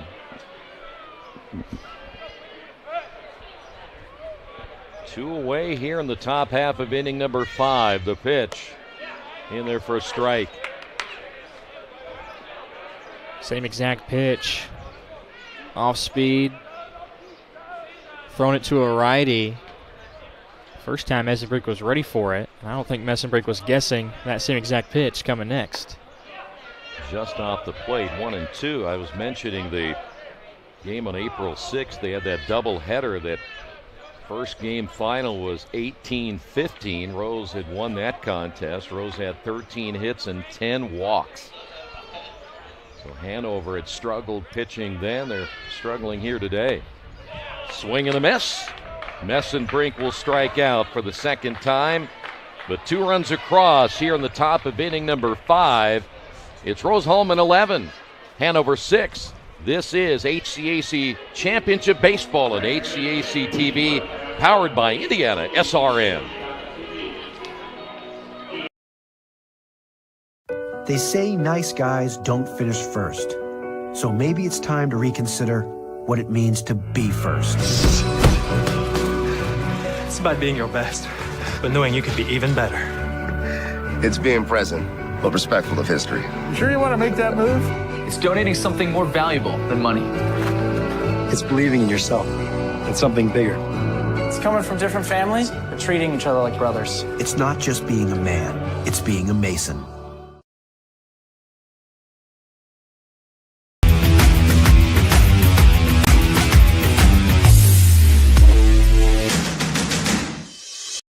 We encourage you to subscribe to our YouTube channel, IndianaSRN. Hit the bell to get notifications for upcoming games and more. Watch as many games as you want, as many times as you want. Back here in Kokomo as the loser of this one ends their season. The winner will advance. We still have the second game of the day coming up in the winner's bracket. That'll be Franklin and Earlham. They're here and waiting for their matchup, expected to be at around 3:30. We may not hit that 3:30 mark. I'm thinking the same thing. Unless we get some 1, 2, 3 innings, it may not happen. Dupes will lead it off, followed by Farnsley and Osterling.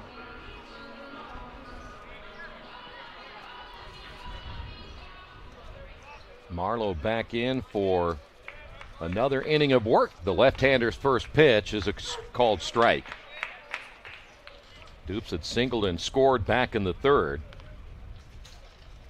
11 runs, 8 hits on the day for Rose. 6-6 on the board for Hanover. Did he go around? No. 1 ball and 1 strike.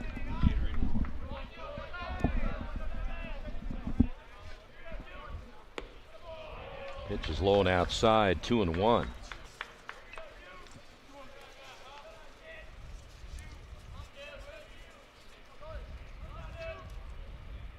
The 2-1 delivery on the way, bouncing on the turf. We'll go to 3 balls and a strike.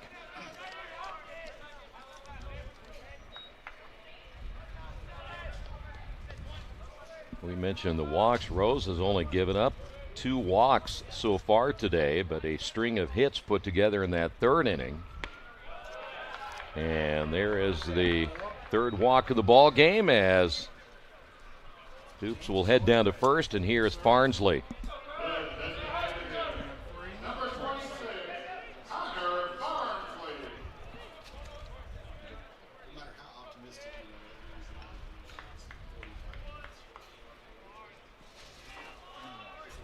Farnsley tripling back in the 1st inning, doubled and scored in the 3rd. And watches that pitch high and outside, 1-0.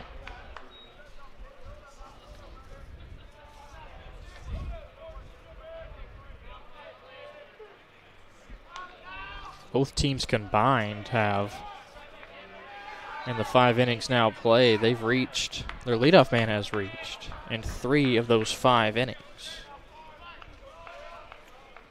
Farnsley ahead in the count now, 2 balls and no strikes.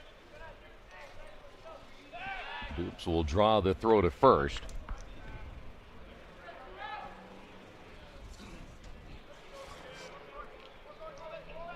Hanover does have a right-hander warming up in their bullpen as that pitch is a called strike. We'll go to 2-1.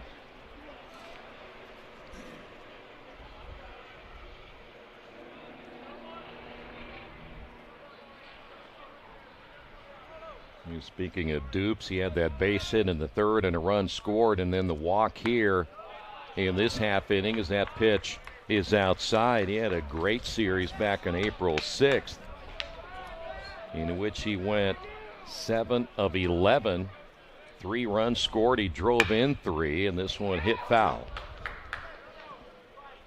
So full count now to Farnsley.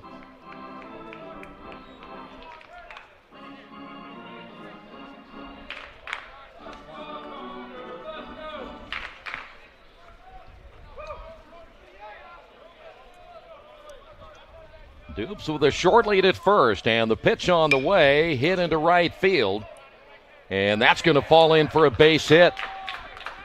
Taylor had that one.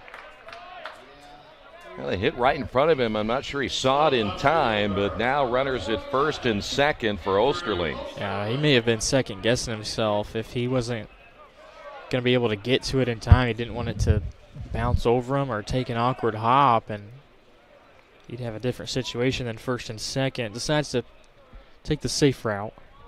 Osterling is 0 for 2 this afternoon. As Hanover trying to make a comeback once again, hit well into center field. Krajek is there, will make the catch. Runners will stay put. Big out right there for Marlowe. And that'll bring up now Jake Danneman. Singled back in the 3rd. He's 1 for 2 this afternoon. When Marlowe needed that, it was a big out just from a standpoint. One pitch there gets the out of Osterling. A guy who's now 0 for 3 today. Now set to go to work here as the pitch is outside. Danneman 1 for 2 as we'd mentioned.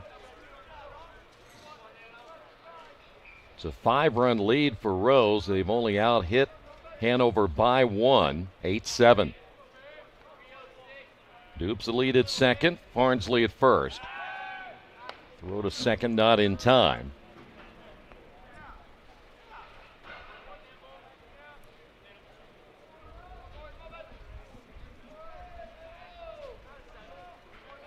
Outfield playing it straight away for the right-handed hitter. The pitch is low for a ball.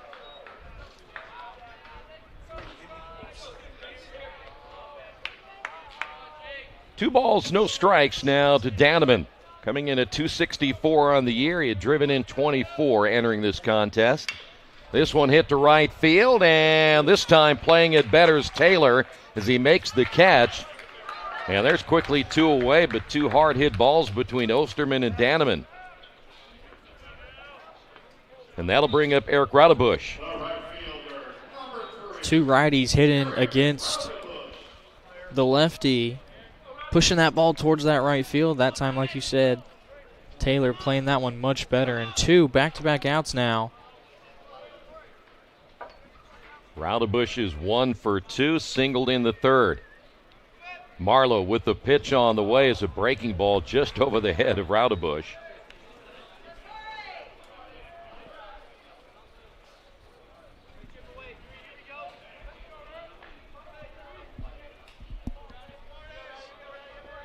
The stretch and the pitch.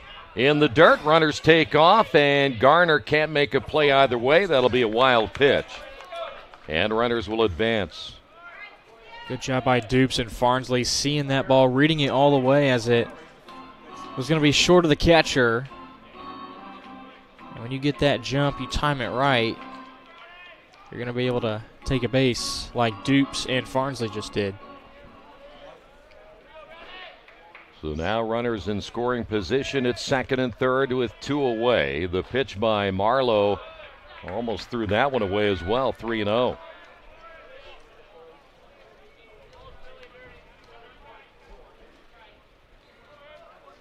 Marlowe not having as much success throwing to the lefty Raudebush. Well, they are going to stay with him no matter what it appears at this stage, as that pitch low and inside is that will load the bases now for Perkins. Nobody throwing in the Rose-Hulman bullpen. Second walk given up in the inning now by Marlowe. And here's Perkins 0 for 2.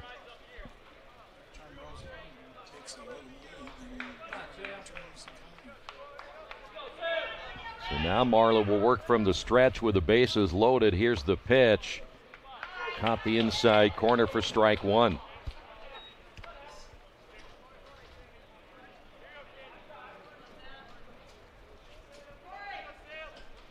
Chance right here for the Panthers to cut into that 5-run deficit.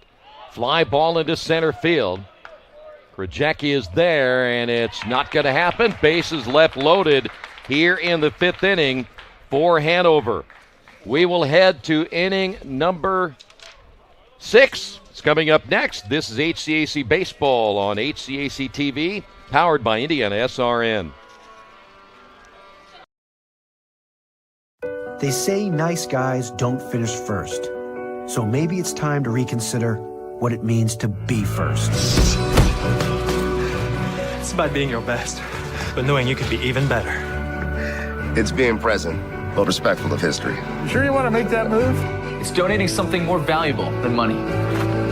It's believing in yourself and something bigger. It's coming from different families, but treating each other like brothers. It's not just being a man, it's being a Mason.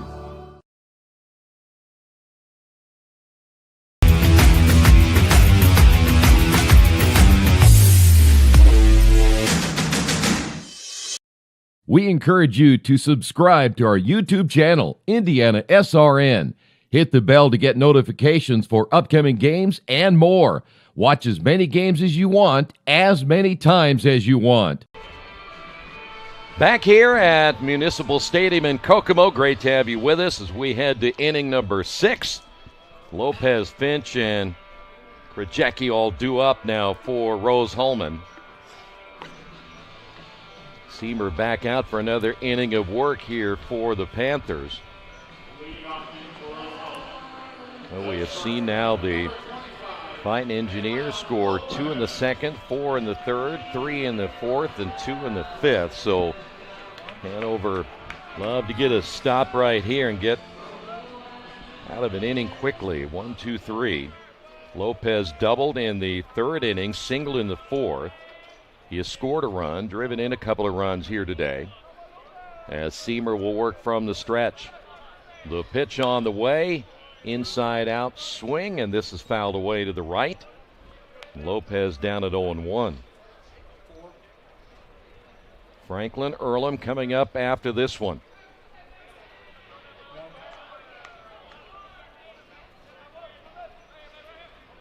The stretch by Seamer. The 0-1 pitch.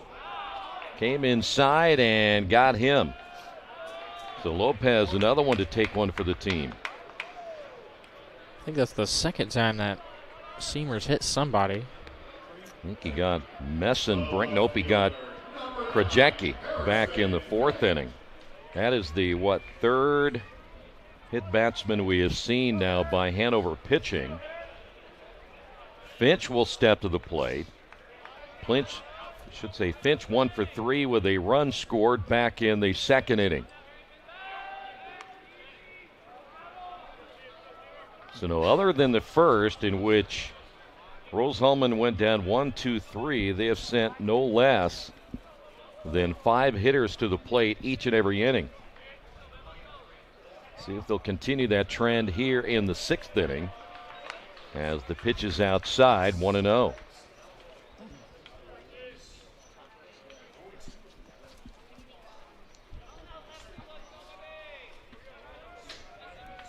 Lopez, good lead at first. The stretch by Seamer. The pitch on the way is a breaking ball that drops in for a strike. Good movement on that pitch by Seamer. Totally locked up Finch. Seamer, when he went against Lopez, was working out of the stretch also. The 1-1 pitch on the way is outside, 2-1.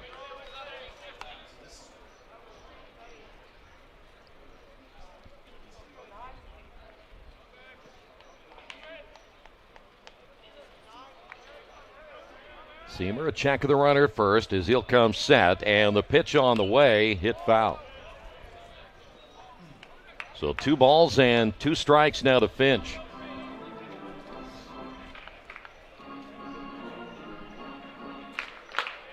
Finch 1 for 3 this afternoon. A run scored back in the 2nd inning. See if Lopez has any thoughts of advancing right here.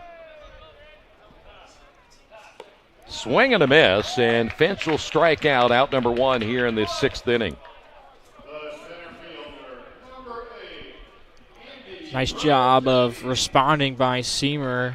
Hit batsman. Able to tie up Finch. Gave him a lot of off speed. Finch just kind of flailing, I think, to foul that one off. He knew it could have clipped the outside part of the plate. Too good of a pitch, though, by Seamer. Krajewski homering back in the 2nd. He's been on base 3 times here this afternoon. Takes the pitch low for a ball.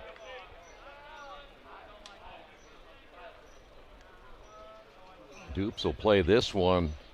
Step on the infield turf down at 3rd. The stretch by Seamer. Here's the pitch on the way. Breaking ball swung on and missed. Krajewski now 1 ball and 1 strike.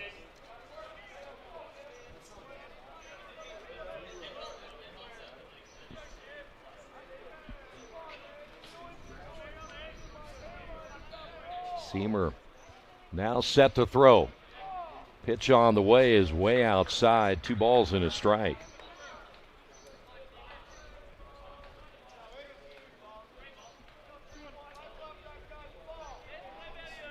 Mentioning that wind earlier, it's picked up a little bit here this afternoon as we get near 2:30, but still beautiful day for baseball as the throw to first. And these teams, like many of the high school teams, have had to battle a lot of weather over the very wet and cold spring, so I'm sure they welcome the warm weather. Stretch by Seamer once again. Here's the pitch on the way. That's a called strike. And we'll go even 2-2. And we've had back-to-back days now where the weather's just been picture perfect. I can't imagine what this place looks like when it's not this good of a weather. I hope we don't have to experience that tomorrow, but it is definitely a probable cause.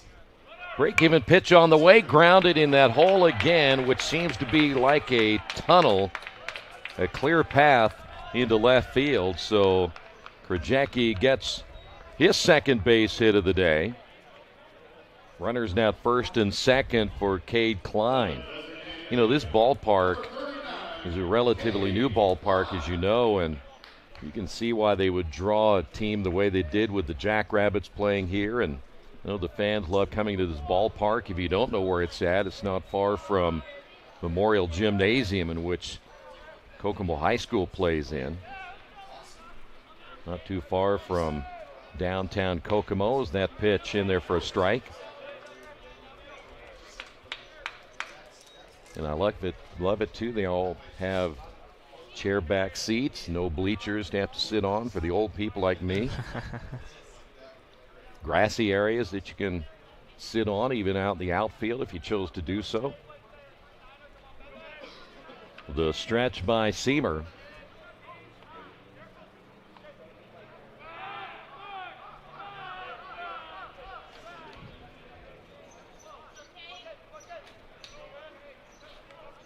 Here's the 0-1 pitch on the way. It's in the dirt. 1 ball and 1 strike. You can hear the players down there, you know, yelling. If you ever been around a ball club all summer long, and I've been around them, they're very clever young men. Oh, yes. Yeah. The sayings and the phrases that you hear. Chopper over the middle.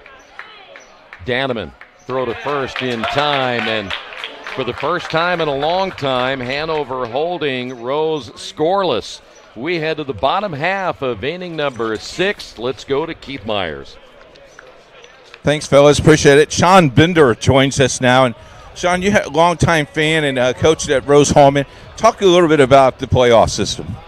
Well, the goal at the beginning of the year is always to play well in the conference and be in that top 4. Now it's the top 5 and make the conference tournament, because whoever wins this conference tournament gets a bid into the NCAA playoffs, and ultimately that's what our goal was. No rumor that Lance Marshall and you are real best friends. Is it a grudge match when you guys meet?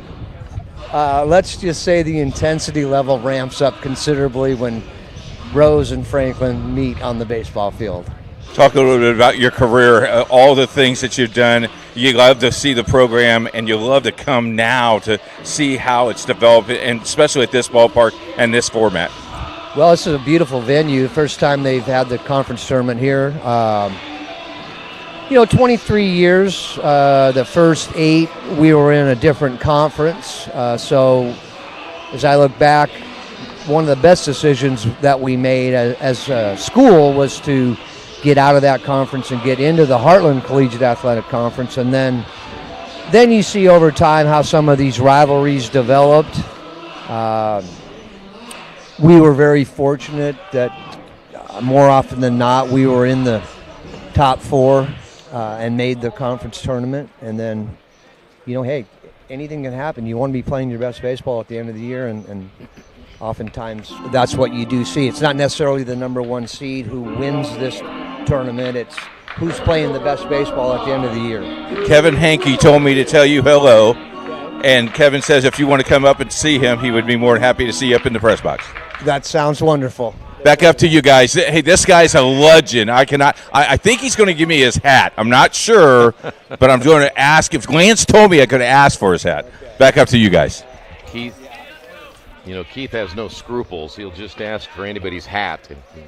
He always finds a way to. He's always involved in the funniest little things.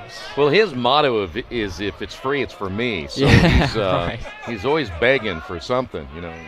He knows how he said he went to the concession stand and got free fries. And yeah, how do you think he did that? He begged for it. Worked his magic. Yes, he did. Littlefield, Christie, and Burton all due up for Hanover, and we've got another hit batsman. Everybody's taken one for the team today. That's at least 5 total now, 2 for Hanover. So now Seamer will have to take that back. Marlowe will have to go to work with a man on base. And again, it's the leadoff guy that reaches. The pitchers have really been struggling to sit down that first hitter they face. And now you look at a Hanover ball club that has had men on base in every inning but one. Is that pitch in there for a strike now to Alex Christie. Christie has walked a couple of times. He's scored a couple of times. Struck out looking his last time up in the 4th. Pitch on the way, high and outside. The two teams that are coming up next are watching here this afternoon, Earlham and Franklin. 1 ball, 1 strike. And a quick throw to first. Top of the order up now for Hanover. And we've already seen it. Down by 4 runs. They came back the very next inning. This is a dangerous top of the order lineup for the Panthers. Foul tip held on. So we'll go to 1-2 now to Christie.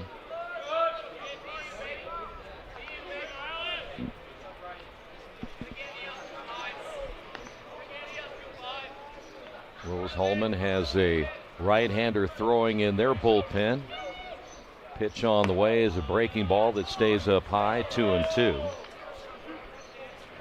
Boy, it gives you a really, really good idea just how important pitching is. That even at this level, you got to find those arms that can come in and throw strikes for you, and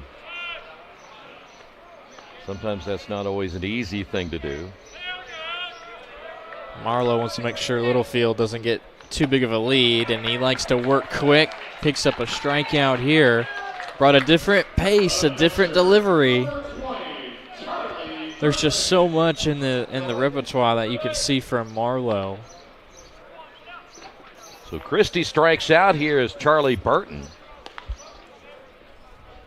Burton 1 for 2, a run scored. He did single back in that big 3rd inning. Littlefield didn't have a huge lead at all down at first. As you mentioned earlier, that you want to keep all these base runners close. There's a strike.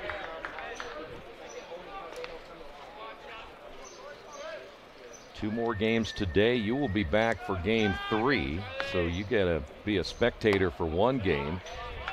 As pitches up high, 1 ball, 1 strike. I may sit outside, enjoy the. You should enjoy the fresh air. But the AC in this press box is awfully nice too. You don't want the camera guys to hear that, though. Here's the 1-1 pitch, low and outside. You're supposed to say, boy, it's brutal in here. Oh, man. You'd rather be outside. I can't wait until this game's over so I can walk out of here, take a break. That's right. Get out of this hot press box. So you don't want them to know that you're really comfortable. And they're not. That's exactly right. Yeah. They're doing a heck of a job, though. They are. 2 balls and a strike now to Burton. Back up the middle. Hits off the mound, right to the shortstop. Lopez gets the force at second base. Not the double play, but boy, that one hit that lip and it bounced right to the shortstop Lopez. It sure did. I'm not sure if that lip isn't there. I think that's a single up the middle into center field. So Lopez gets bailed out at shortstop. Well, you can really see why they play so deep off this turf, too, because you don't know. We saw one last night in our high school game where it hit a lip right at the edge of the infield, and it bounced kind of funny. So Dupes at the plate, takes that one for a strike. The pros and cons of utilizing a turf field right there. But the good news is the adjustment can be made if you're certainly playing at the position deep. Ball gets away from Garner, and that will advance the runner down to second, Burton. Count is even at 1 ball and 1 strike. That looked like a ball that maybe Garner could have gotten to there. The good news is we're not the official scorekeeper. He is. So you and I don't have to worry about it. Pitch up high, 2-1. You know, if anybody looks up here, I just go like that. It wasn't me. I passed the buck really well. Here's the 2-1 pitch. In there for a strike. You know, I did that last night, too, when Sean had something had happened out there. I'd say, ask Sean. I don't know what it is. Never take responsibility. That's right. Put everything on Sean and Keith as much as possible. That's right. Break-even pitch. Foul tip held on by Garner as Dupes will strike out. That'll do it for inning number 6. We'll head to the 7th. 11-6 your score. This is HCAC Championship Baseball on HCAC TV, powered by IndianaSRN.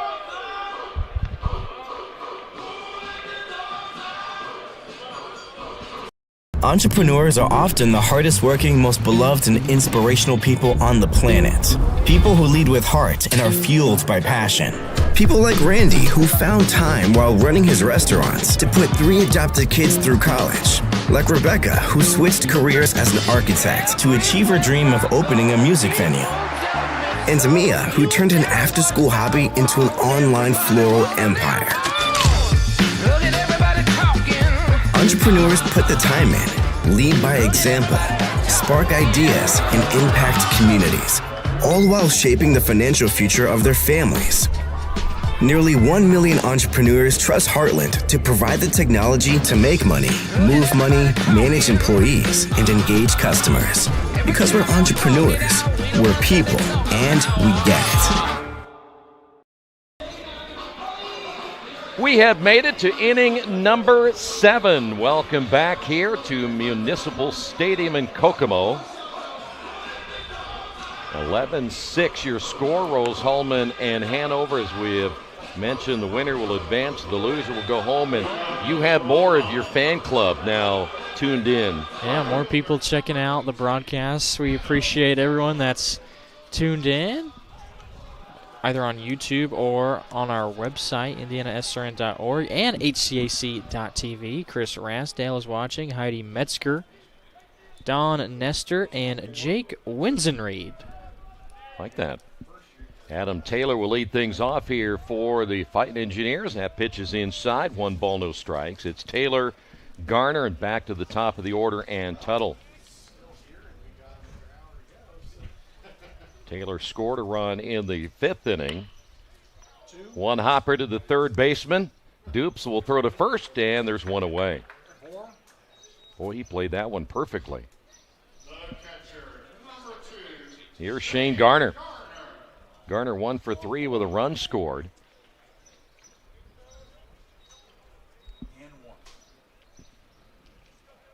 Garner flew out in the 3rd inning and flew out again in the 3rd inning. That was part of that big 4-run 3rd inning for Rose-Hulman. Pitches outside, 1 ball, no strikes.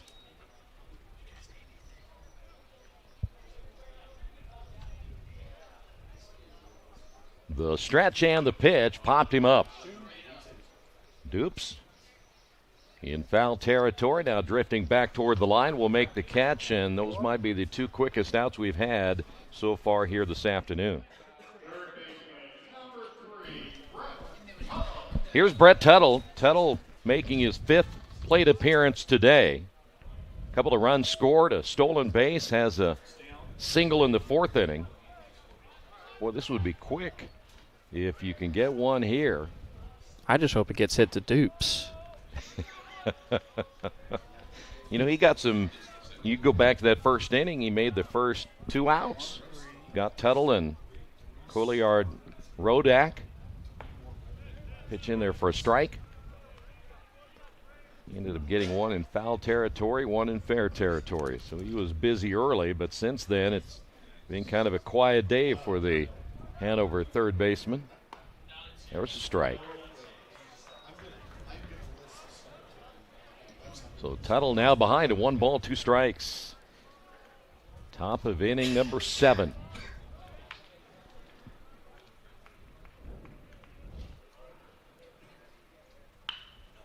Lined into right center field for a base hit. Tuttle makes the turn. So Tuttle now with the 2-out single.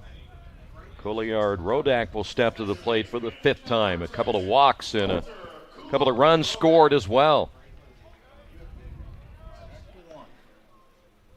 Top of this lineup working much better in this contest. Didn't fare too well against Earlham, only put up 3 runs. The top of this lineup showing off why they're put in this position. Stretch and the pitch. This one is hit high in the air to right field. This could be trouble as it falls in. for at least 2, and it will be a stand-up double right there as they'll bring him on back. And that is unfortunate for Tuttle because not only can he book it around the bases, but he was going to score, no doubt about it. First time, really, we've seen someone put one in the right center gap. Off-speed pitch. Couillard-Rodak just waited on it perfectly. And he got it with all the barrel. So the ground rule double again for Couillard-Rodak. That'll bring up Messenbrink. So now runners at second and third after the first 2 outs of the inning. Seamer set to go to work again, and the pitch is low and inside for a ball. Boy, and that's one thing right now that Hanover needed was the quick inning. The stretch and the pitch on the way hit foul. Similar pitch delivered there to Messenbrink, off speed from Seamer. And he just missed it. So the count even at 1 ball and 1 strike. Runners at second and third again with 2 away here in the 7th. Breaking ball swung on and missed. Look at that. You even got some Welch's fruit snacks. They got everything for us it's here. Like being in kindergarten again. You know, get the snacks in the early afternoon. Well, when Keith doesn't have any interviews, he just goes on snack runs for us. Here's the 1-2 pitch on the way. Boy, that nearly got him.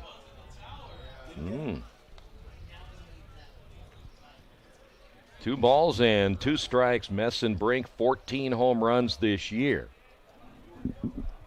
Came into this ball game with 48, had the double in the 3rd inning.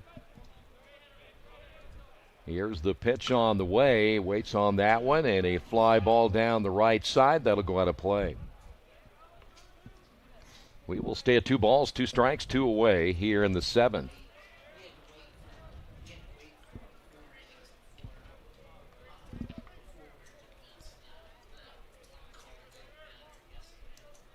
Runners will get their leads at second and third as Seamer now will come set. The pitch on the way, and he threw it over his head again. Not the worst thing in the world if you walk Messenbrink here, but you do bring up Lopez, who's had 2 hits this game. He's reached base 3 out of 4 times. Here's the payoff pitch on the way, grounded foul. Tuttle had to dance out of the way of that one. We'll stay at 3-2.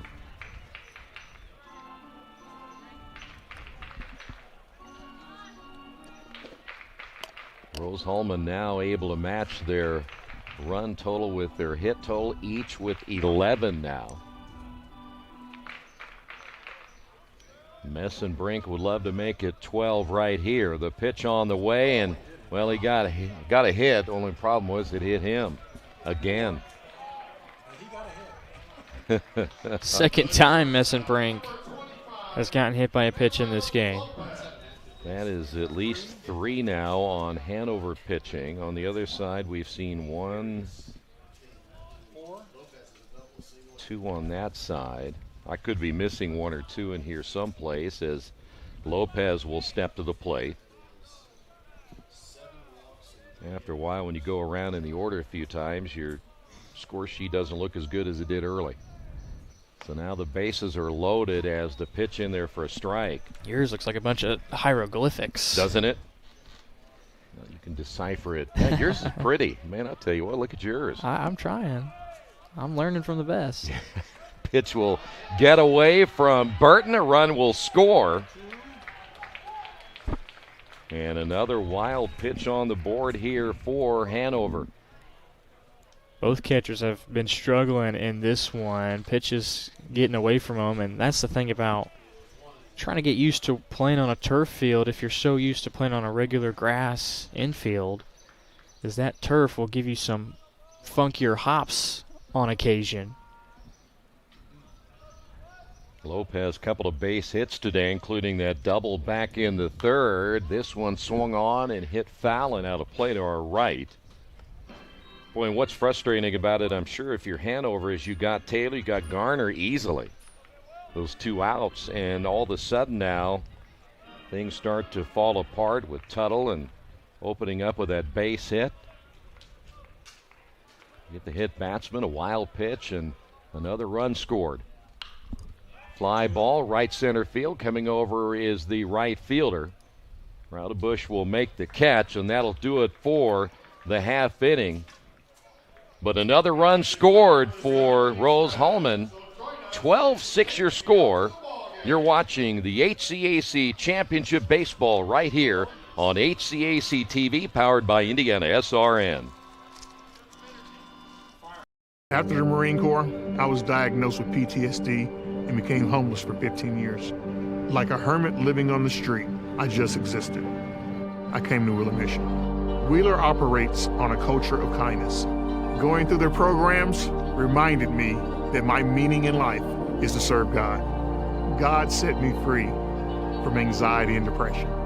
Before Wheeler, I just existed, but today I live.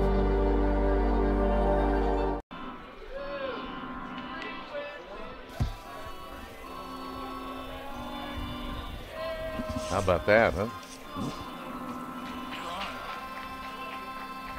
12-6 your score. I was waiting for you to sing some more. It is stretch time, isn't it? It is. Well, a 12-6 score. Rose-Hulman trying to stay alive here today as we will head to the bottom half of inning number 7. Farnsley, Osterman, and Danneman all due up. Barnsley's had a nice day. He is 3 for 3 and just a home run away from the cycle here this afternoon.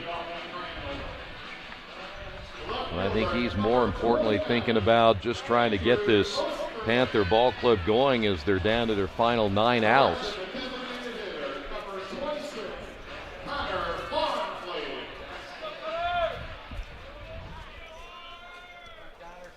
So Farnsley steps in as Marlowe set to go to work once again for Rose-Hulman, and the left-hander's first pitch is on the way, high and inside, 1-0.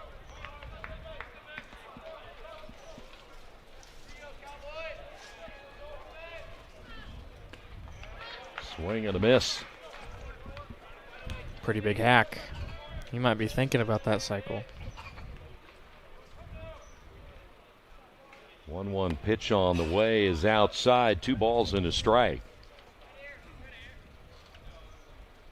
And Marlowe working pretty quick here in the 7th, and that's upstairs, 3-1. I said it yesterday, and Marlowe's a perfect example right now because he's a lefty, but there's a couple pitchers that were on Mark Burley time, how fast he would work. Popped him up left side. In foul territory, Tuttle giving chase and just ran out of real estate near the backstop area. So we'll go to 3 balls, 2 strikes. We mentioned the temperature today probably around 85, and we know on that turf it's getting a little bit warm here this afternoon. So energy-wise, both teams could be running out of energy a little bit as we're coming up on close to 3 o'clock, 2.5-hour ball game. Hit well into right field. There is Taylor to make the catch, and with 1 away, that'll bring him Osterling.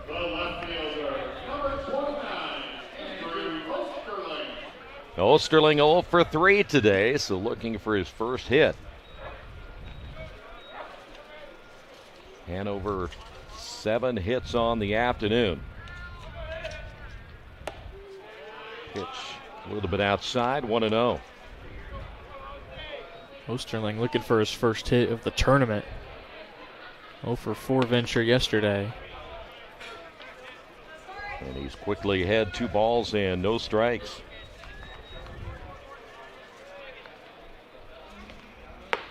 There's a strike, 2-1. Our next game, as we mentioned, Franklin and Earlham coming up next. They split their regular season doubleheader. This one hit well down the line, but foul. Each coming up with a big win yesterday. The number 1 and 2 seeds in this tournament. 2 balls and 2 strikes now to Osterling. Pitch on the way, hit foul. Fighting off a lot of close pitches is Osterling. At some point, you're hoping Marlowe will make a mistake and leave one right over the heart of the plate. The break-even pitch on the way, bounced in the dirt. Needed to go 60-foot 6'9". It went 60-foot 3. I give it that extra 9/100ths of an inch. This one lined into right center, but caught by the second baseman for 2 outs. That'll bring up now Jake Danneman.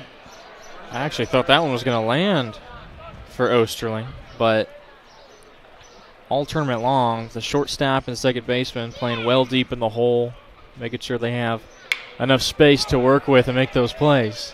This one hit into shallow right field, caught by Taylor in a 1-2-3 inning here in the 7th.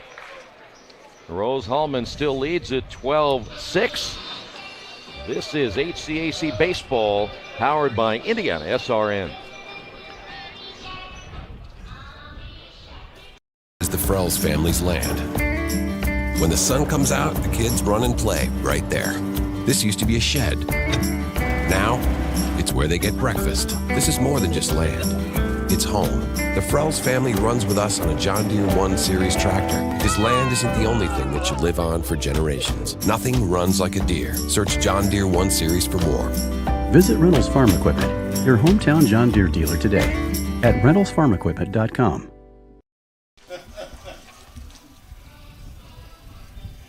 We are back once again here at Kokomo, and Keith Myers is right behind me. Hey, I just want to inform you, this is my favorite song of all times.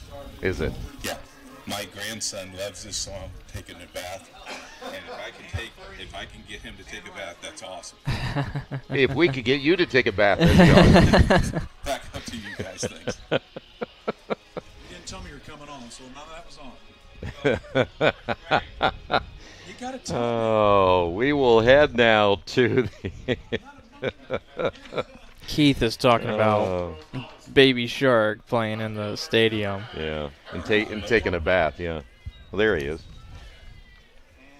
All right, time to get back to business as we will head now to the bottom half of, actually top half of inning number 8. It'll be Finch to lead things off, and it's outside for ball 1.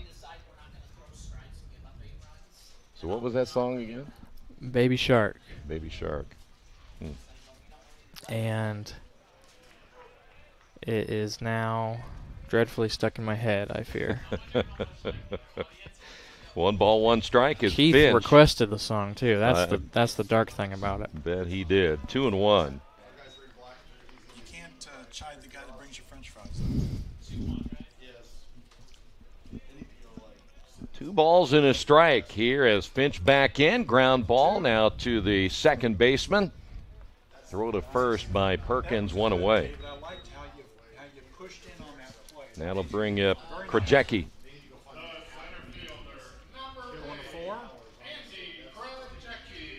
Krajewski today, nice day. Has been on base 4 times. Had that home run back in the second inning, a 2-run shot.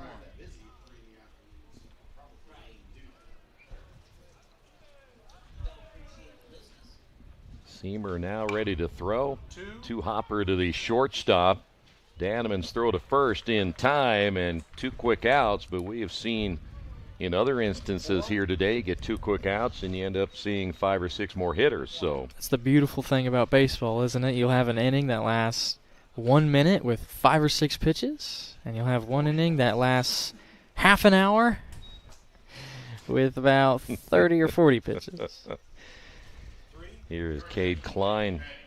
Well, we got a new hitter now for Rose-Hulman. Left-handed hitter will step to the plate. This will be Ben Christensen. He'll be hitting for Klein, who will leave the ball game going 0 for 3 with a walk.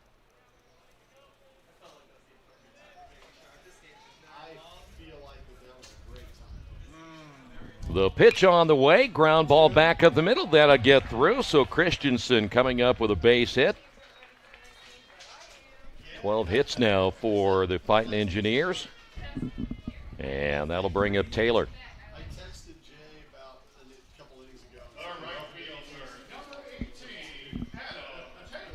C1 pitch, come off the bench. Christensen sends it into the outfield. Nicely done. No need to waste time there, huh? Rose-Hulman has scored in every inning except innings 1 and 6. They are seeing the ball extremely well this afternoon. Seamer's pitch is in there for a strike. Taylor singled and scored in the 5th inning. 1 for 3 with a walk to his credit here this afternoon. Seamer ready to throw again. Breaking ball is outside. 1 ball and 1 strike.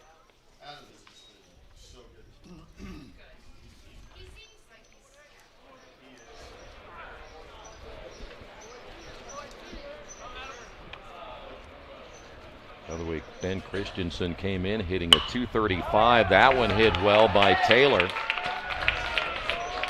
That'll be a base hit by Taylor, his 2nd of the afternoon. Back-to-back singles by Christensen and Taylor. And that'll bring up now Shane Garner.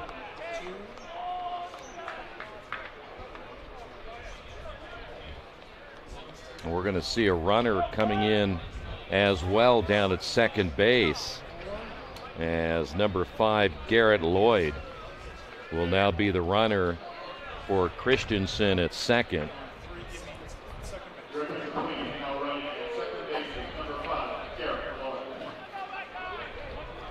So Rose may not be done yet. Still a 6-run lead as Garner steps to the plate. 1 for 4 unofficially today. Runners now at first and second with 2 away.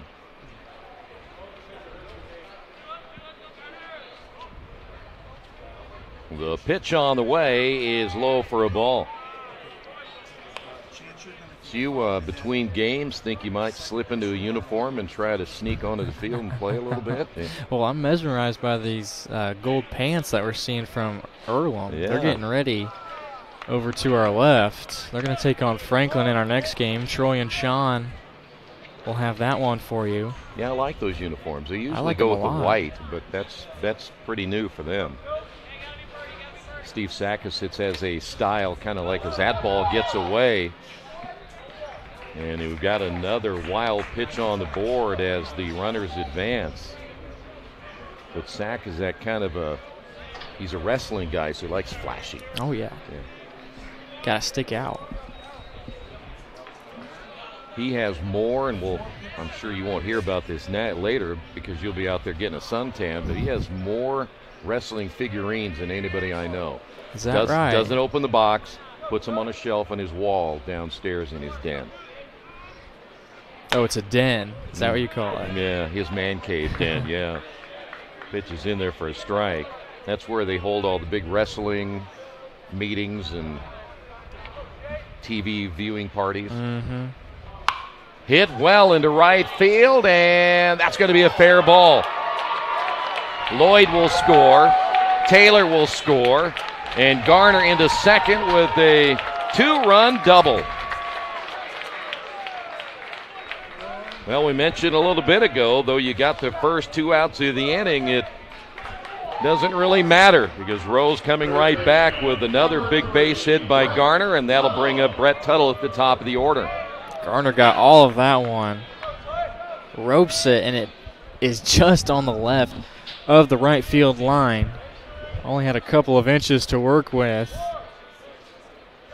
continuing to put numbers up on the scoreboard are the Fighting Engineers. Get you in there for a strike. Tuttle's had a good day as well. He has scored 3 times, a couple of base hits to his credit. So now all 3 games, Rose-Hulman has scored double figures against Hanover this season. Line drive into left field. Osterling will make the catch there. The ball hit well, but that will do it for inning number 8. 2 more runs on the board for the Fighting Engineers. We head to the bottom of inning number 8.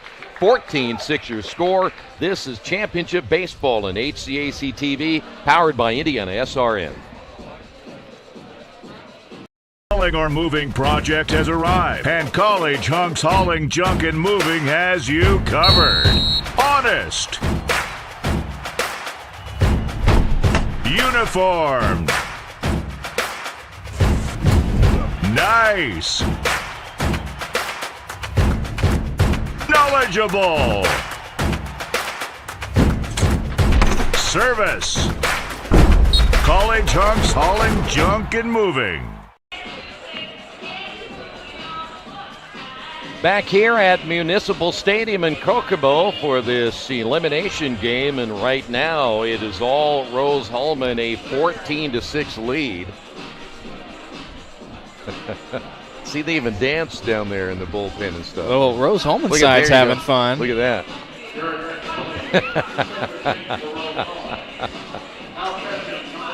Lloyd was he was the pinch runner. He was happy to score, and his team now leading things by 8. They're cruising. I'd like to see what other kind of moves he has. Plenty to dance about for the Engineer faithful. Raudebush is scheduled to lead things off for Hanover, and they need a lot of runs. They're down by 8. Marlowe's back in again to throw for the Fighting Engineers, try to finish this one out.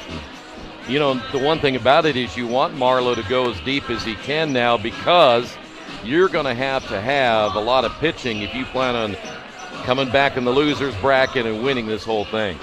Both teams have been forced to bring in guys in relief early on in this one. All the runs that were scored earlier in the game, and Marlowe has gone the deepest of any relief pitcher. 68 pitches to begin now this bottom of the 8th inning. So a terrific outing for Marlowe, letting the defense work for him. Last time someone reached base, he hit somebody in the previous inning, but the last time someone got a hit off of him was in the 5th inning. Yeah, you have to go all the way back to Farnsley with that single. As Raudebush down to the count, no balls and a strike. Pitches outside, 1-1. Ganarillum and Franklin is next following this one. Pitch up high, 2-1. And then the winner of this game will match up with Anderson in our nightcap. Pitch is inside. 3 balls and 1 strike.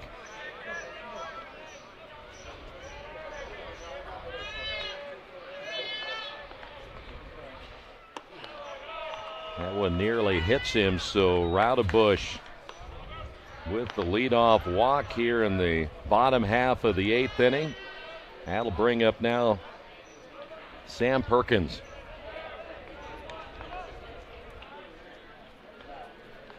It was Sam Perkins. Now we'll see a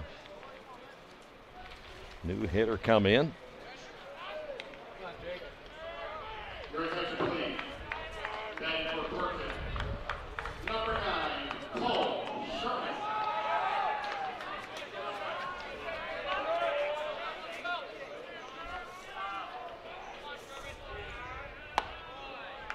Cole Sherman will step to the plate as he takes the pitch for a strike.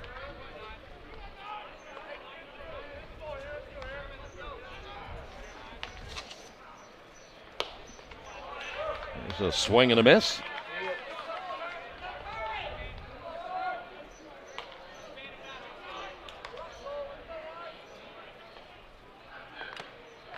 Foul tipped, held on by Garner, and 3 pitches, and Sherman is gone for the afternoon. And there's one away. Here is Andrew Littlefield.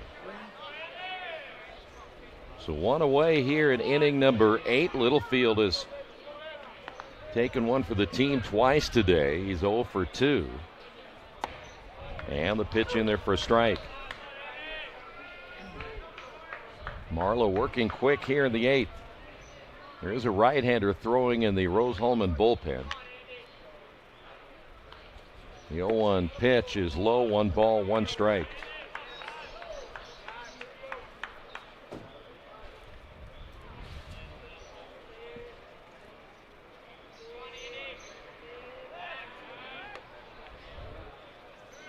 Well, at this stage, I would find it hard to believe that Raudebush would attempt to go anywhere, but for Marlowe, let him know he's there as the pitch is up high, 2-1.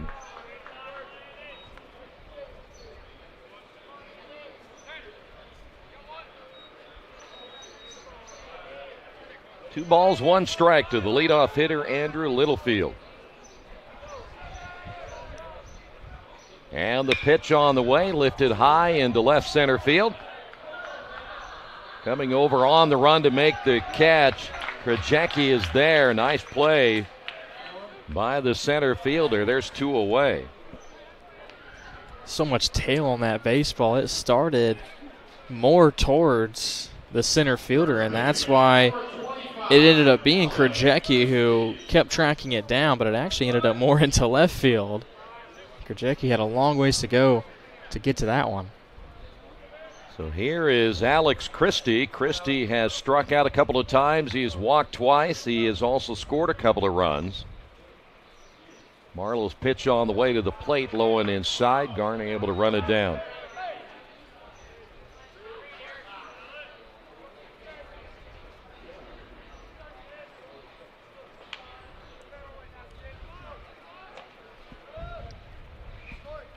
The stretch and the pitch on the way, hit well down the left field line. Will it stay fair? And this one is foul.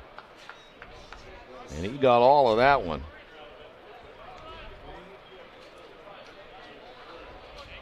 It's .330 down the left field line, and some of you may have seen there's a little gazebo party area down there, and I think it went past that too.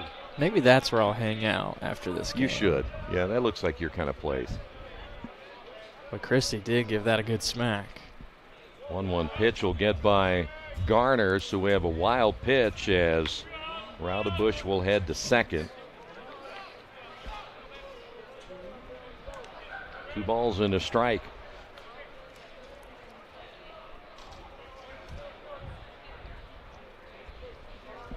You know, one other thing about playing in this one is that you want to now get this done as quickly as you can. You need a little bit of rest if you can possibly squeeze it in and hope that everybody's ready to go for the next contest. Swing and a miss. Took a little something off that one. Might be why Marlowe's working a little bit quicker. Of course, he's been working pretty quick since he came in, but here's the break-even pitch on the way. Chop foul left side. We started at 2:30 right on the dot. Yeah, 12:30. We're coming up on, we're going to be 3 hours, which means that's a long afternoon to be out there. Break-even pitch again is inside, 3-2. Now watching the next game will be about 2 hours and 3 minutes. Well, that's how the games yesterday were. Most of them were just right over 2 hours. Well, I remember as that's a walk. As I was tuned into you guys here and there throughout the day, I don't remember having 21 hits, 20 runs, numerous hit batsmen, several walks, a lot of passed balls, a lot of wild pitches. Maybe more wild pitches than passed balls, but it's been a rough day. Here's Burton. In other words, it hasn't been as clean as you would like to see it. That's right. And he statistical category that goes into this game, it has been filled up compared to what we saw yesterday.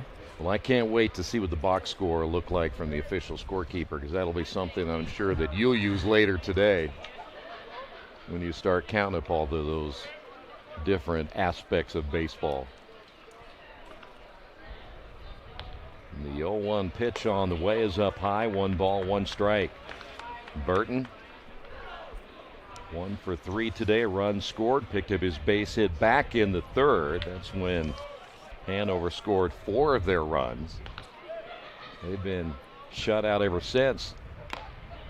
Foul tip held on by Garner, and now Burton behind at 1-2.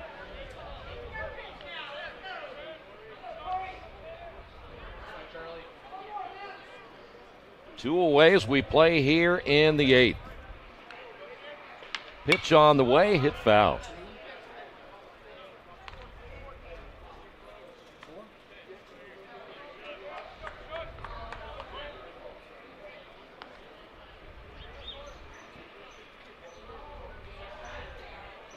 Burton back in, the count 1-2. As Marlowe gets the sign from Garner. Pitch on the way, breaking ball popped up in the infield. The third baseman Tuttle has a play on it, squeezes it there, and that will do it for Hanover in the inning. We head now to the top of inning number 9. 14-6 your score. This is Championship Baseball on HCAC TV, powered by IndianaSRN. The Guerin Catholic Golden Eagles have 2 new sponsors for their webcast this year. Tommy Mascari with Berkshire Hathaway and Dwayne Thompson with Integrity Mortgage Group. I've been teaching here at Guerin Catholic for 13 years. I've been assistant coach also for 13 years. And I think it's important in today's world that we have young people growing up with the morals and values of faith-based education. Hello, I'm Dwayne Thompson with Integrity Mortgage Group, and I support Guerin Catholic High School because I'm good friends and business partners with assistant coach Tommy Mascari, and any chance I have to support a Christ-centered education for today's youth, I take advantage of that opportunity and support in any way I can with my time, effort, volunteering, funds, and commercials like these. Together we soar. Guerin Catholic Sports on IndianaSRN. Where you're always in the game.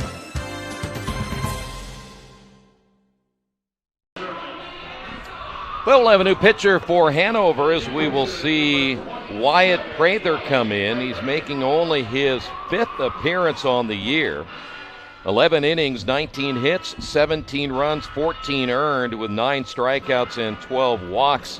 0-2 on the season with an ERA of 11.45. And now at the stage, you want to bring a guy in and see what you got here, right? That's right. So you got some pitchers, use them up. At this point, you know, it's not gonna matter who you bring in. You just gotta get them out of the inning, use them up, and hope that your offense can come into the 9th inning, trying to make things more interesting here. By the way, Sherman will stay in as the second baseman here for Hanover. Well, the key is, too, you, again, are going to have to put together a really, really good offensive 9th inning, but you need to make sure you do not allow any more runs here in the top half of inning number 9.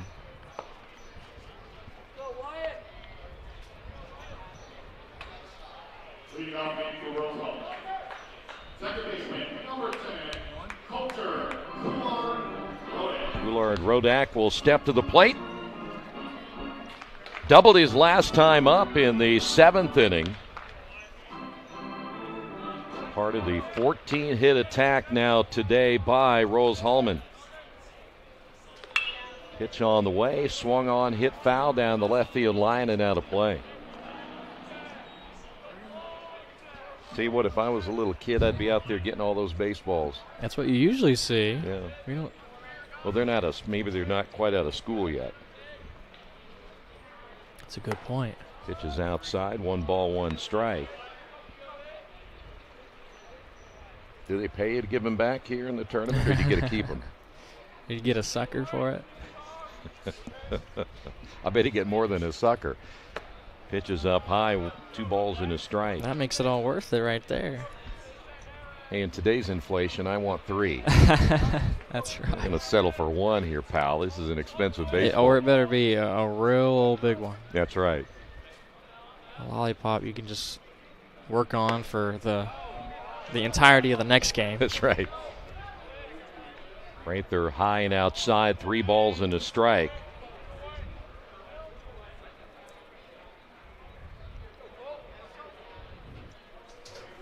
The pitch on the way, and it's in there for strike 2. So Prather coming back with a strike right there. We'll run it full.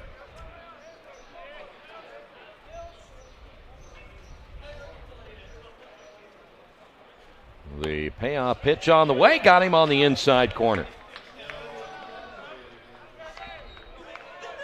So 1 away, and that'll bring up now Josh Messenbrink.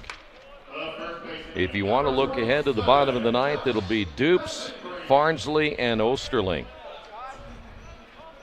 Right in the meat of that order there for Hanover.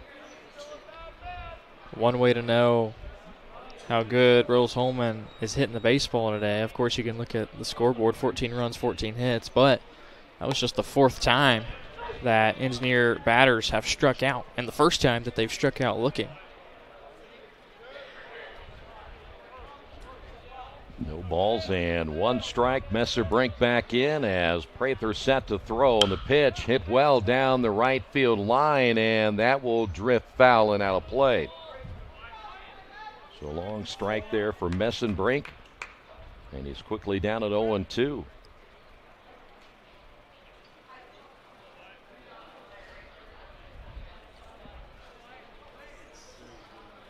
Again, we remind you that Earlham and Franklin will obviously not begin at 3:30. That game will be coming up following this one, though.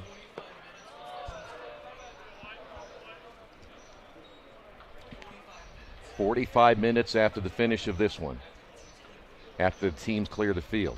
So that's what it is, 45 minutes after they clear the field. So we're going to be well after 4 o'clock on that one. 1 ball and 2 strikes to Messenbrink. Here's the pitch. Foul tipped, held on. 2 strikeouts now for Prather. Doesn't look like a young man who has an ERA of 11.45. Manuel Lopez will step to the plate. A couple of hits today, including that 2-run double back in the 3rd inning, which seems like an eternity ago. It sure does.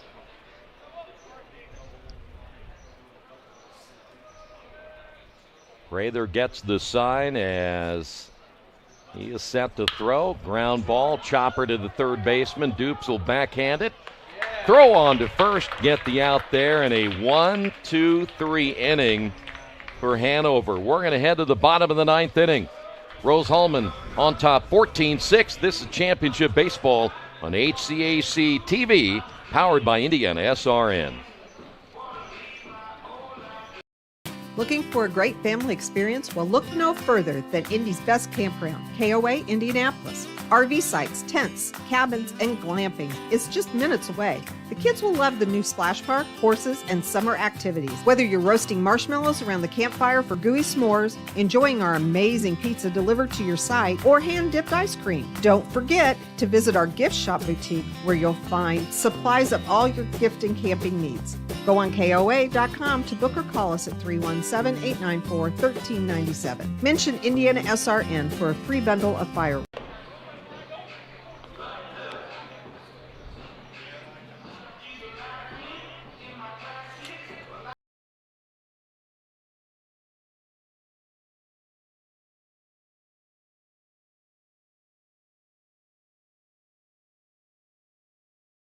Out of the 9th inning, it'll be Dupes, Farnsley, and Osterling, barring a pinch hitter here for the Panthers, who are trying to extend their season here today.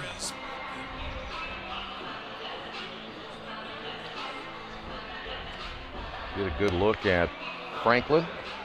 Earlham is on our left. They're heading out, getting ready to get onto the field. We want to remind you that when we're done When the players clear the field, that's when the clock will begin for 45 minutes for the start time of our second of three. If you want to go back to HCAC.tv.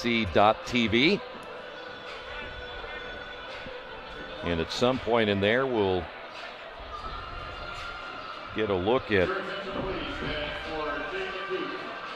both teams getting set for the second game, and I'm sure that you'll be out there sunbathing someplace, so we'll get a shot of that too. So. Well, we now see the awning over the chairs. It's starting to cover up most of the chairs. When the game started, all the fans were sitting in the higher levels, making sure they were getting in the shade. But now some fans are starting to make their way down.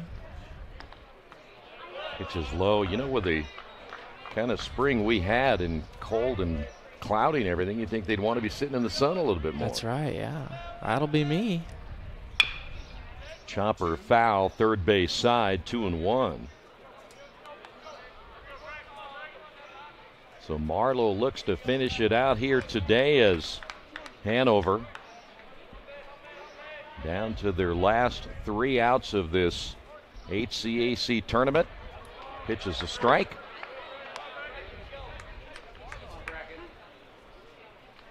Dupes had a single and a run scored in the third. They had 5 of their hits in that inning. Pitches up high, 3-2.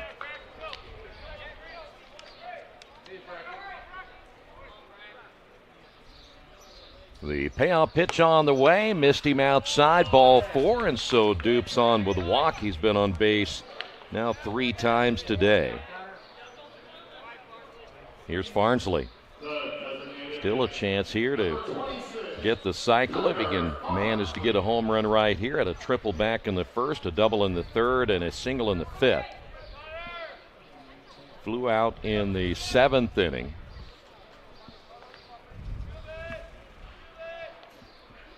Pitch on the way is up high for ball 1.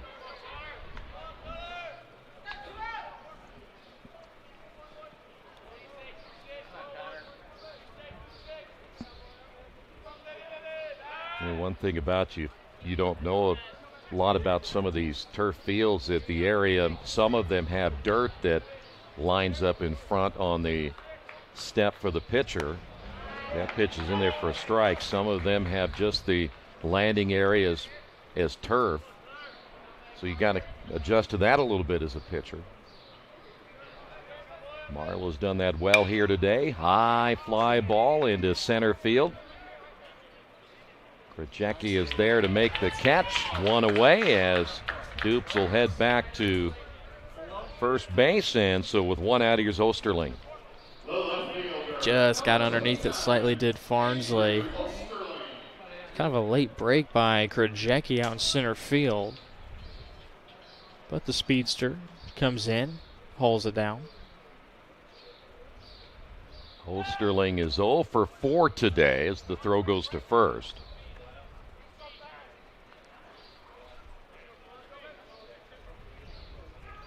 The stretch by Marlowe and the pitch on the way, hit foul.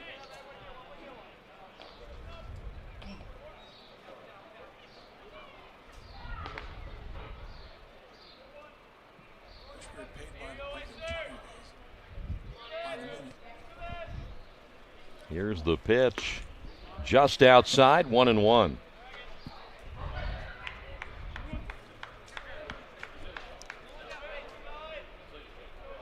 At 4 runs that Hanover scored in that third inning is the last time they have crossed the plate. As that pitch a little bit high and inside, 2-1.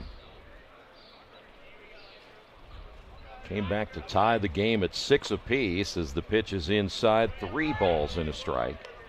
It has been all Rose-Hulman since then.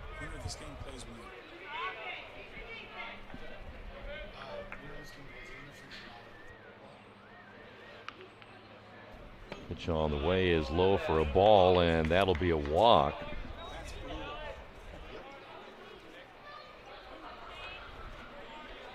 So here is Danneman.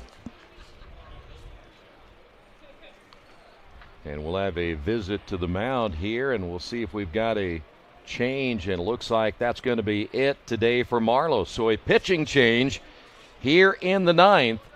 This is Championship Baseball and HCAC TV, powered by IndianaSRN.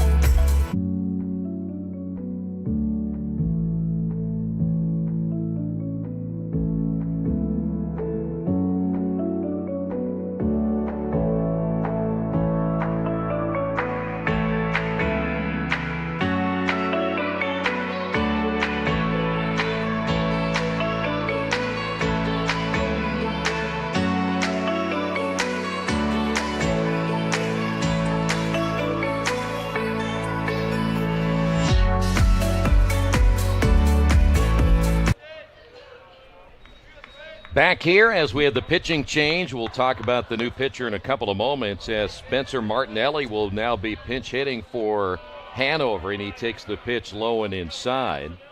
Martinelli 083 on the year. Jonathan Oliger is now pitching for Rose-Hulman, making his 10th appearance on the season. Martinelli swings and pops this one fouling out of play, so the count even at 1 apiece.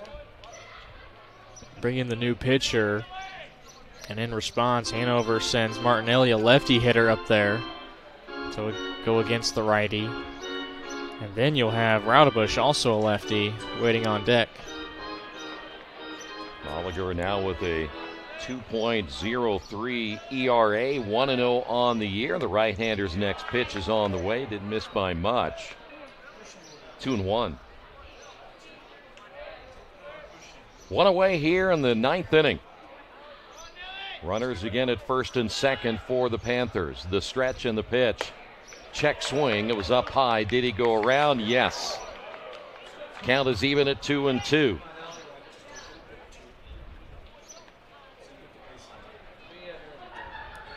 So Martinelli with one away. Oliger with the pitch. Outside, 3-2.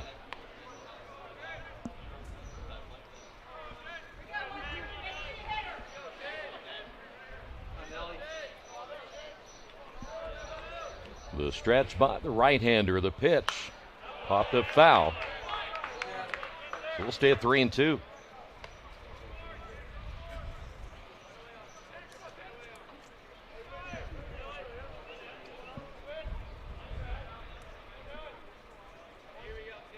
Winner of this game will play later today following that winner's bracket game. Pitches out of the strike zone, and that'll be ball 4. Third walk of the inning now given up by Rose-Hulman pitching, and now the bases are loaded. And here is Eric Raudebusch. That is 1, 2, 3, 4, 5, 6, 7, 8. That is 9 walks unofficially for Rose-Hulman. That pitch misses high. On the other side, you have 1, 2, 3, 4, 5, 6. 6 walks, but we also had 3 or 4 hit batsmen.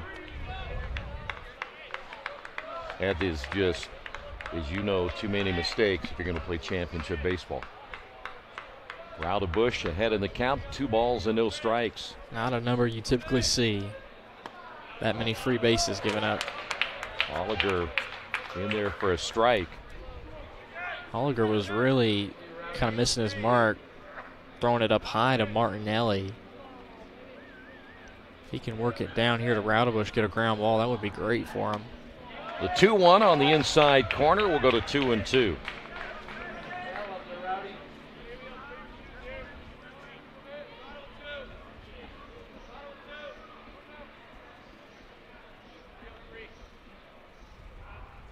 The break-even pitch, swing and a miss. And that'll do it for Raudebush. And so 2 away. And here is Sam Perkins, unless we have a pinch hitter.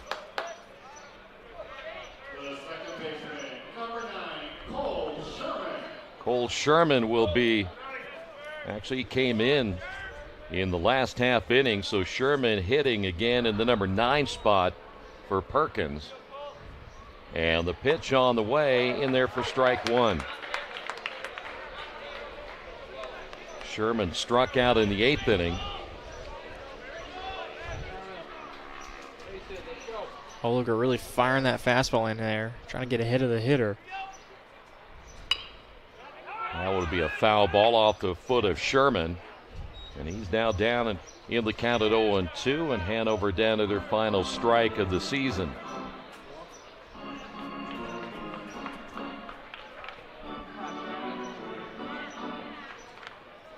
Rose would win their 26th game of the year.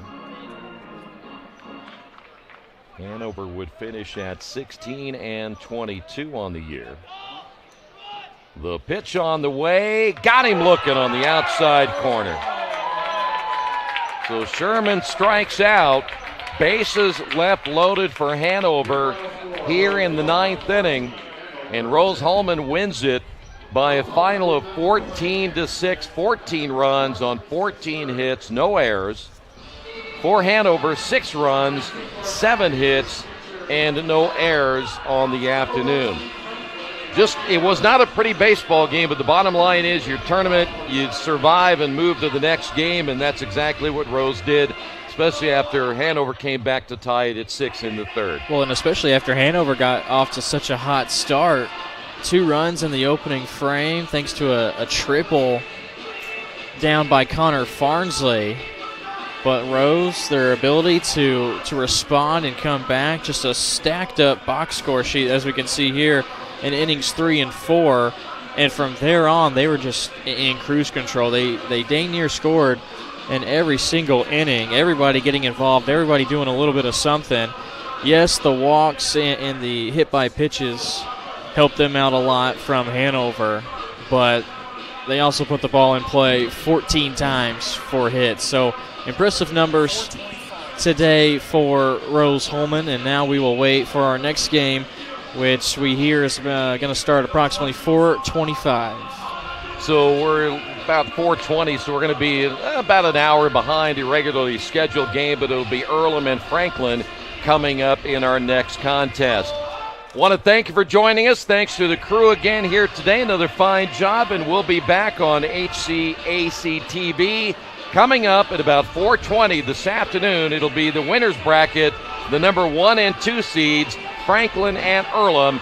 We'll have the action right here on IndianaSRN. Thanks for being with us. This has been Championship Baseball on HCAC TV, powered by IndianaSRN.